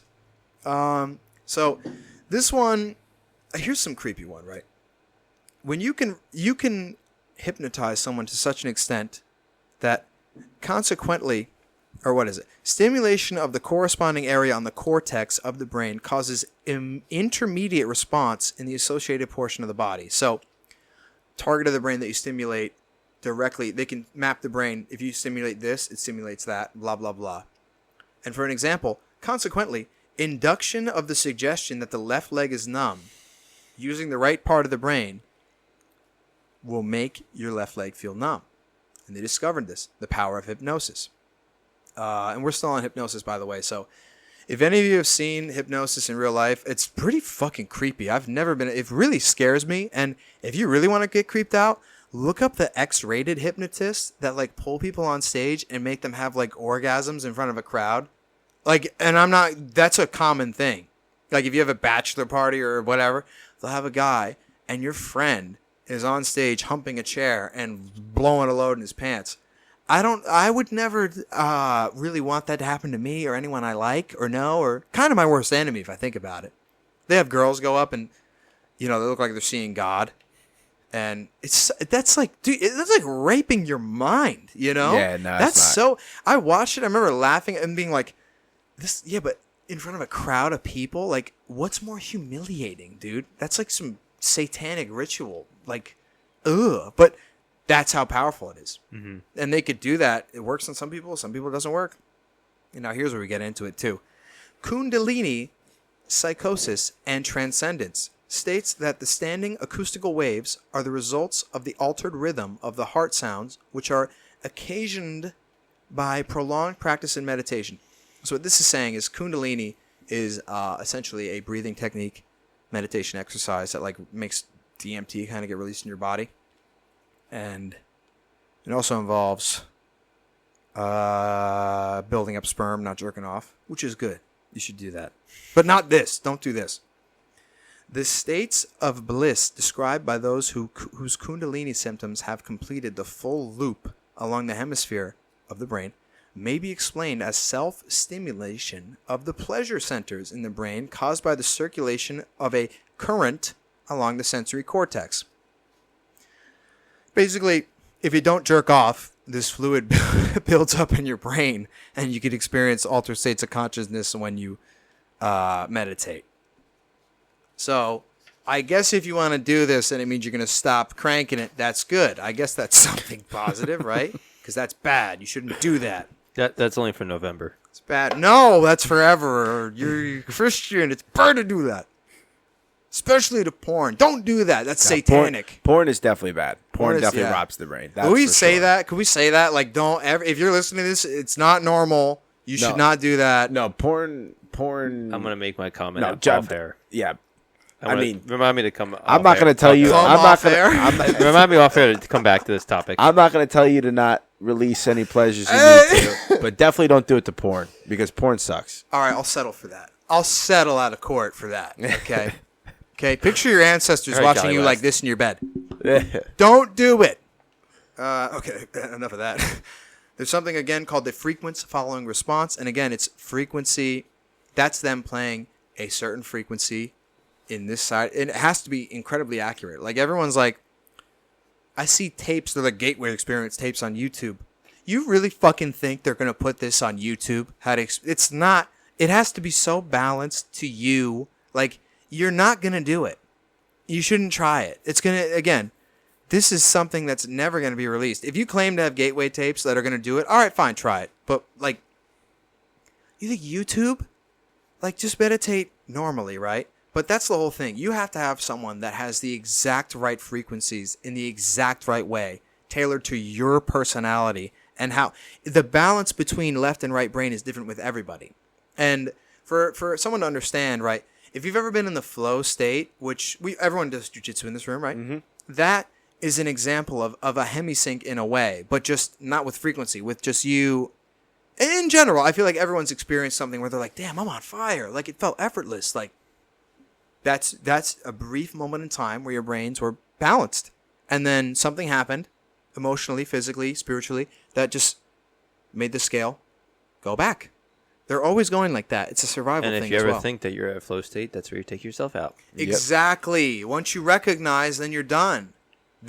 And this is what they're training people to do at these CIA bases. Is essentially this whole gateway experience is you have to balance them and keep them balanced, which is almost impossible and only really, truly doable with the hemisync brainwaves used as well, which is, I just basically said everything that's in here. The subject's brain will alter its brainwave pattern from the normal beta to theta level. If anyone's had sleep problems, they'll understand what I'm saying. Theta level is associated with sleep. The subject concerned may progress from fully awake to a sleep state, provided that he does not consciously resist. So there's an example. They could just play a beta and or theta brainwave, binaural beats, as one would say, and it could just make you go to sleep or wake you up from a deep sleep, like REM sleep. They could play this thing in your brain and whoop. So the reason it's very dangerous is because the brain does this all by itself. If you are sleepy, it's because your brain's like, I'm tired, thus producing theta or beta waves. So we are, again, hijacking the brain a little bit. If that makes it, I hope this doesn't sound crazy. Like, you get what I mean? No, you no, display I- a no, no. frequency to the state that your brain does. No, and I know what you mean, because that's been scientifically proven that right now what we're doing is high beta. When you get up, or if you're doing like a medial task, you're in beta. When you get up and then you have your coffee, you're in alpha. But when you're sleeping or meditating, you're in theta. And then when you're completely fucking out, you're in delta. Oh, so there you go. Impressive. That's all the scientific stuff. Very good. Very good. There's a good explanation, right? And I mean, this, again, now it's just mapping out every different state. Like this one says number 11, consciousness and energy. And it's describing the way in which the consciousness operates. The way the consciousness operates is to deduce meaning from the stimuli which it receives. To do this, we will first consider fundamental character and material world in which we have our physical existence. Like you were saying, again, it's all energy that we are receiving these data receptors, that is our eyes, ears, and senses, blah, blah, blah. I mean, this is where stuff gets off the... Okay, now 12, holograms. And I love how it just says holograms, as if, energy creates, stores, and retrieves meaning in the universe by projecting or expanding at certain frequencies in a three-dimensional mode that creates a living pattern called a hologram. I mean, I'm starting to sound like a Grateful Dead fan now, aren't I? Jeez, the concept of hologram can be most easily understood by using an example cited by Bentov, in which he asked the reader to visualize a bowl full of water into which 3 pebbles are dropped. As the ripples created by the simultaneous entry of the 3 pebbles radiate outward towards the rim of the bowl, Bentov further asked the reader to visualize that the surface of the water is suddenly flash frozen so that the ripple pattern is preserved instantly. What the fuck? I'm actually like doing that right now. Is that... Oh! He's going to leave his body, dude. He's going to hypno-assassin us. All right. That one goes on forever. Every one of these, like, I can't even... If I tried to summarize them, it's fucking impossible. If you want to do the reading... But it's basically summarizing how there's different states of consciousness, different levels of consciousness that we can naturally get into, but then I guess there's ways to manipulate people to do it. I guess, by with using frequency and all that. and other... I mean, they're covering up their asses here because, like, this is, again, goes back to Ep191 Ultra, where, I mean, the worst case, the most disturbing one, from a woman who shan't be named, right? She would be in a room, and he would take her out, and a guy would walk by, and he would ask this woman, who was drugged out of her mind, what the guy was thinking. And if she got it wrong, he would immediately start strangling her until she passed out, and then do it again for weeks. And after weeks of her doing this, again, getting strangled, like violently, there's not really a non-violent way to do it, right? She said, and it's really disturbing, she built up an instinct, and it made her psychic.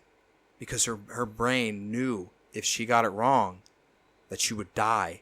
And so it forced itself to become like telepathic by sheer instinct and survival alone.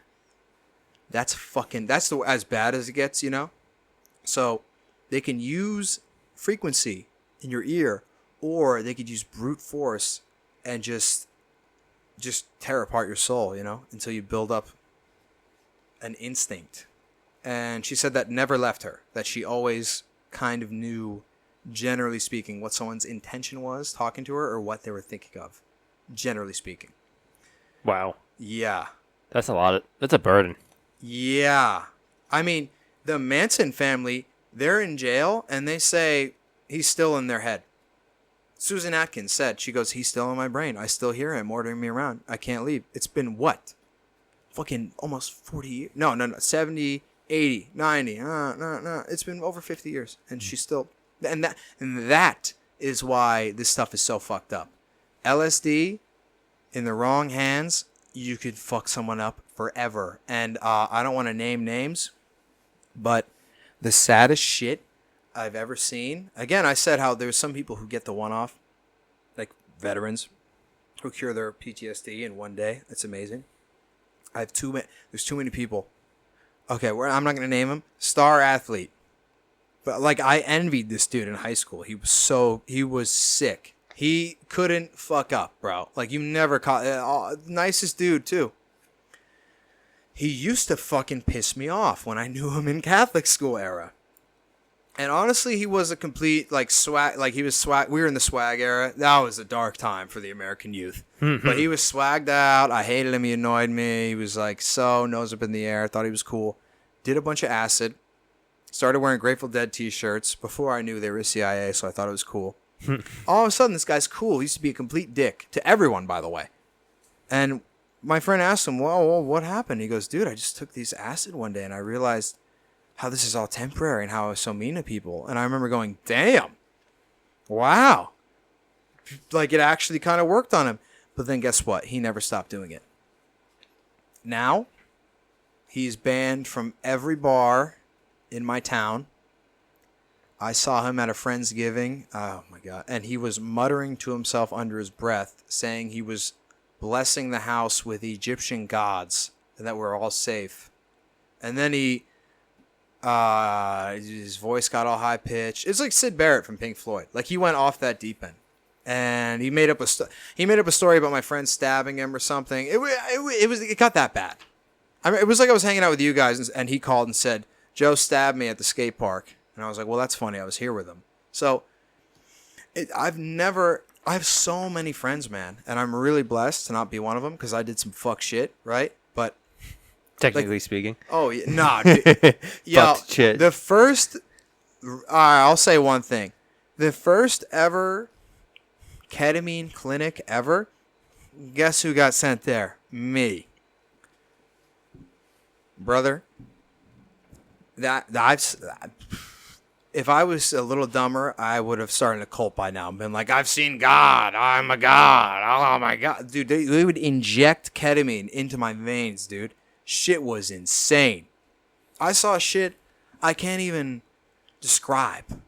Like, one time, I swear, I got a tour of the universe in God's Ferrari, but I was outside of the Ferrari, and I had his hand, and it was going like 1,000 miles an hour, and I was just like this the whole time, and God was going, yo, you thought that was cool? Check this out. And he would show me a new universe every time, and it got cooler and cooler. Probably the best experience of my life. And then you wake up in a clinic with a fucking thing in your arm. You're like, what the fuck is wrong with me? It's like that post-nut clarity. Yeah. Huh? So again, I want to talk shit, but I was, like institutionalized. I was insane. I was literally insane. So I can't say it didn't help. It did help me out of it, but then it's so weird seeing how it helped me out of it, and then I see it help others out of it. But if you keep going, you will go crazy. Once it helps you, once you're good, you have to stop. Now, it's good that you got out of that and you stopped and you got the help and you realize it didn't take you out. But I'm going to say one thing here. I'm going to play devil's advocate for those still listening, right? How and I applaud you for being very open, very true to yourself and saying what you did. That's fine. How obviously we have the proof right here in the actual documents, so that's the answer. But what do you say to people who are listening to this and being like, well, he just admitted to me that at one point he was insane. How am I going to believe anything he's saying outside of the paper, right, that we have, the actual documents? What do you say to people that are like, he's full of shit. This is all crazy. He's full of shit. Everything in these 2.5 hours is full of shit. What do you say to those people? Well, I say I got out of it. If I was still in it, then, yeah, say everything you want. But the fact that I am, dude, I woke up. And it was in high school. That's the thing, right? I was treated very badly. I had very bad things happen to me. I had very bad things that people let happen to me. Really, it breaks my heart thinking about just being a young kid. The shit I had to go through. The shit I had to see. And a lot of things that were done to me, right? And that put me in the victim complex, right? Which a lot of people can justify being in it, and dude. I was, man, and I only say this too because if this will help someone, which I hope it does. Like, I tried to take my own life many times, 3 times. And then on the third one I did. And I actually was pronounced dead. Like, I was dead on arrival at the hospital. My poor mother found me. It was so bad. The worst thing I've ever done in my life. You know? And it was just, it all added up one day. I couldn't take it. Like, I felt like no one cared. And you know what? No one did care. I'm going to be real. Like, my friends at the time sucked. You know, everything just sucked, man. And I feel like a lot of people can relate to that. And I hope if this is news to someone, like, you can get out of it. You can be good. You know, I wish it didn't take fucking ketamine therapy, but I remember sitting there and being like, I will never forget that. I was like, I'm in the first clinic in fucking Princeton, dude. It was crazy. And they're like, you pass. You're ready to go. You can do it. No one wanted me to do it. And I just remember thinking, like, literally nothing can be worse than how I feel right now. And I always remember that. And I I wanted to die. I did not want to live. I have not felt like that for fucking 10 years. Let's say 5. Okay, it took a long time, but that's how bad it was. If you don't want to believe me, man, I woke up. Oh my God. I just remember my mom kind of figuring out what happened.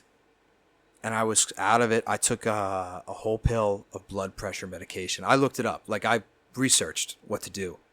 And so I knew it would have killed 7 of me. I woke up handcuffed to a gurney in a fucking hospital.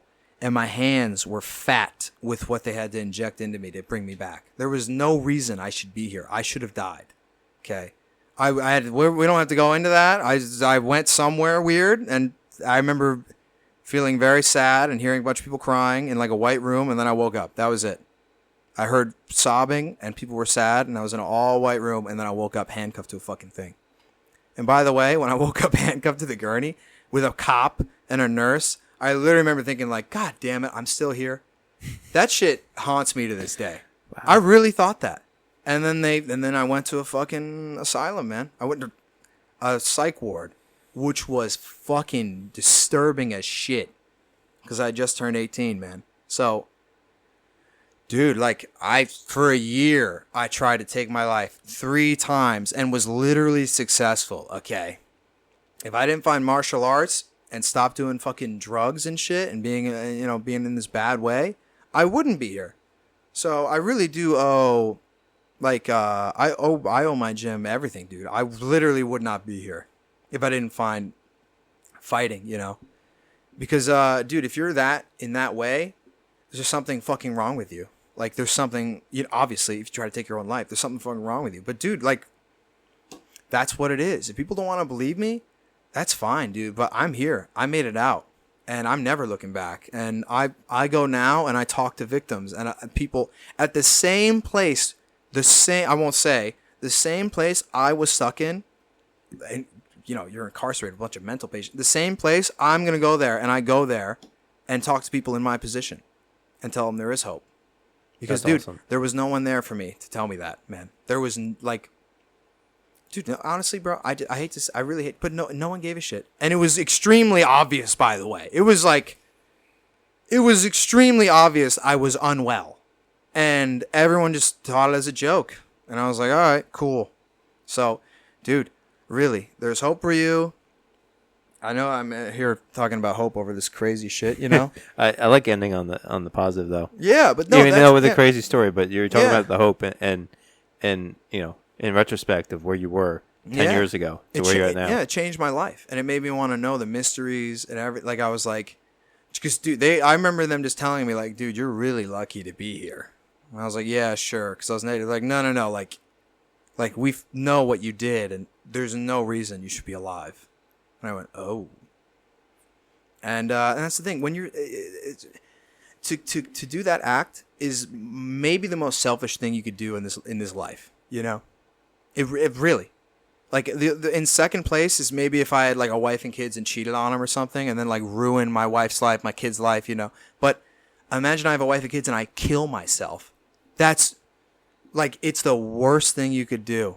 And I without it sounding cringe, like, I literally had to die to know how to live and get out of it, It's funny. Most people are really cliche when they say that, but you literally dude, and I don't recommend it at all, man. I was so scared. I'll take your advice on that. Dude, I didn't talk for days. I remember asking them to put me in the padded room. They're like, Sean, no one asks to go in there. And I just turned 18, so I was in the adult ward. Dude, those guys were fucking scary. I was like, dude, one of these guys is going to fuck me in my sleep. I was like, I'm going to the... And they're like, Sean, you can't get out when you go in there. I go, I know. And they're like, oh, okay.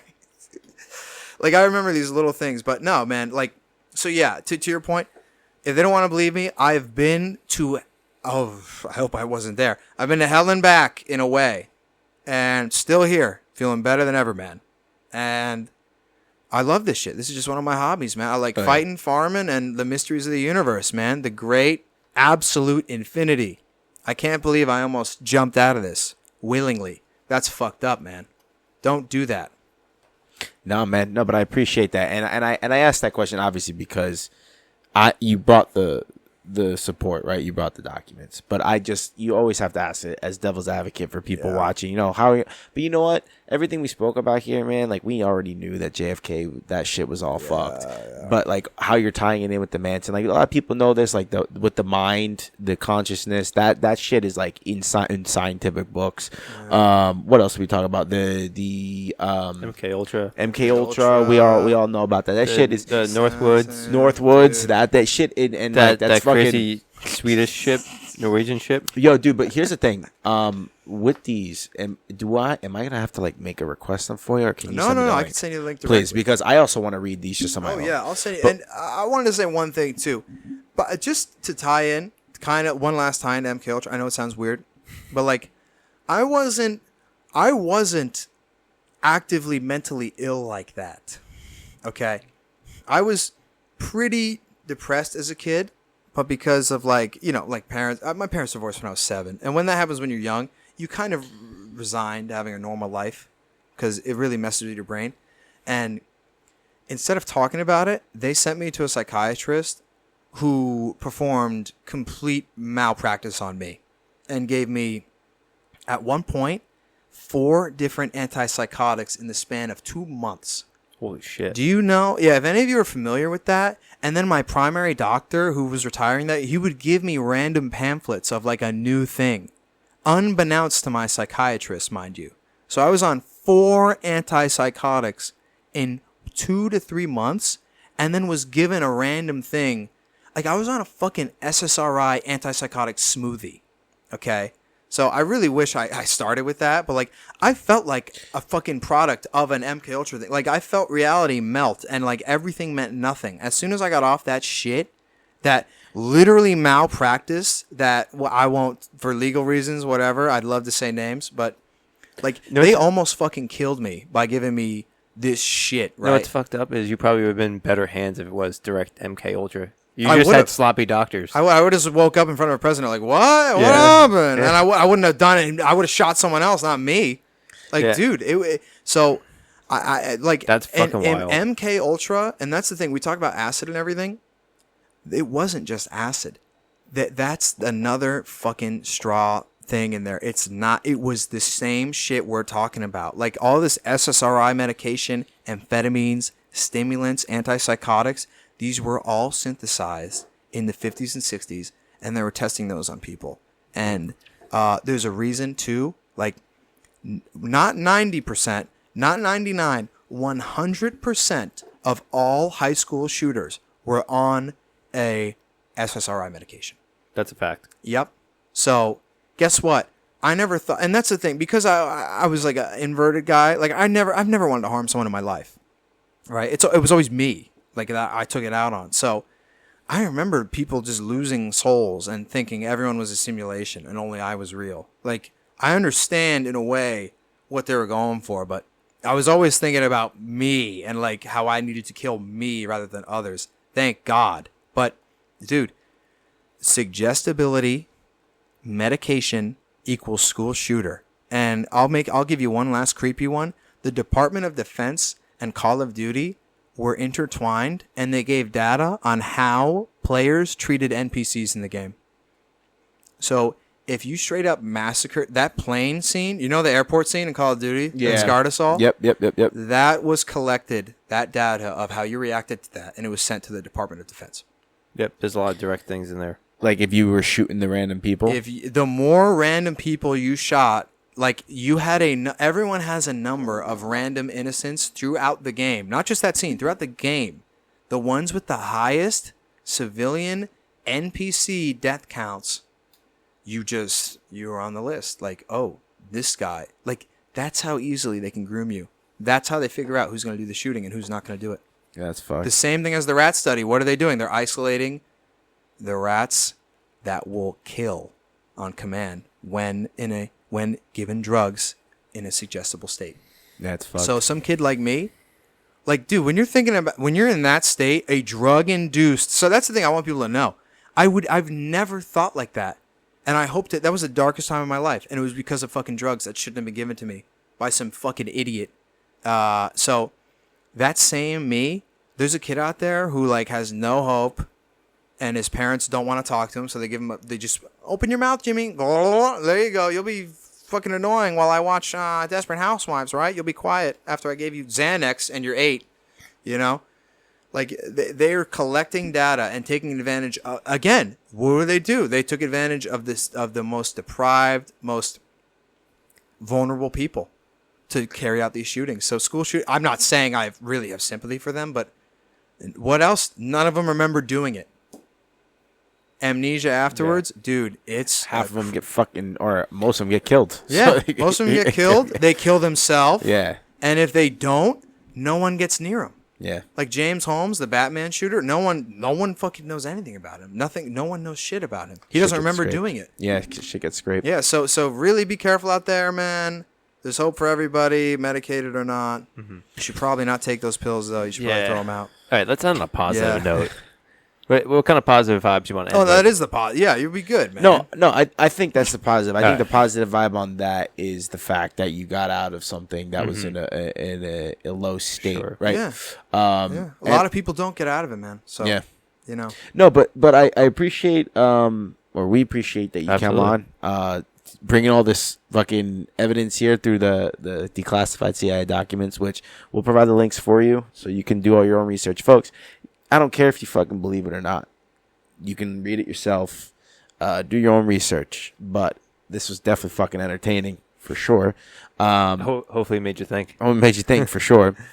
But thank you for coming on, Sean. Of course, it was fun. I'm glad you guys had me. Hell yeah! And you know what, dude? Happy to hear that everything's going well, and happy to hear that you got out of that, and that's good. And keep doing the digging, bro. Because you know what? Not a lot of people dig, and get some fucking interesting shit, right? I think this world, when I started going into shit that was like, where you see the signs or you start doing more exploring, there's a lot that we don't get told on purpose, and it just makes life more interesting. I don't know. Yeah, no. When you leave high school, what is it? Everything's sanitized. Everything's been discovered. Yeah. Whatever. There's nothing new out there. And then you realize, no. It's bullshit. The world is a fucking vast realm. There's so much to do, so much to see, so much to learn, and so much love to be And had. no one actually knows what they're fucking doing. Yeah, no one. Yeah. We're all fucking children in adults' clothes, man, just trying to make it happen. You know? Don't lose that. And he brought the receipts, folks. So And I brought the receipts, We brought bro. the receipts. Brought that receipts, man. Thanks for going on, brother. Thank you so much. Absolutely, for sure. Folks, episode 191. Yes, 191. 191. We'll take it from here. 9/11. 191. 91. We'll take it from here. See you next week.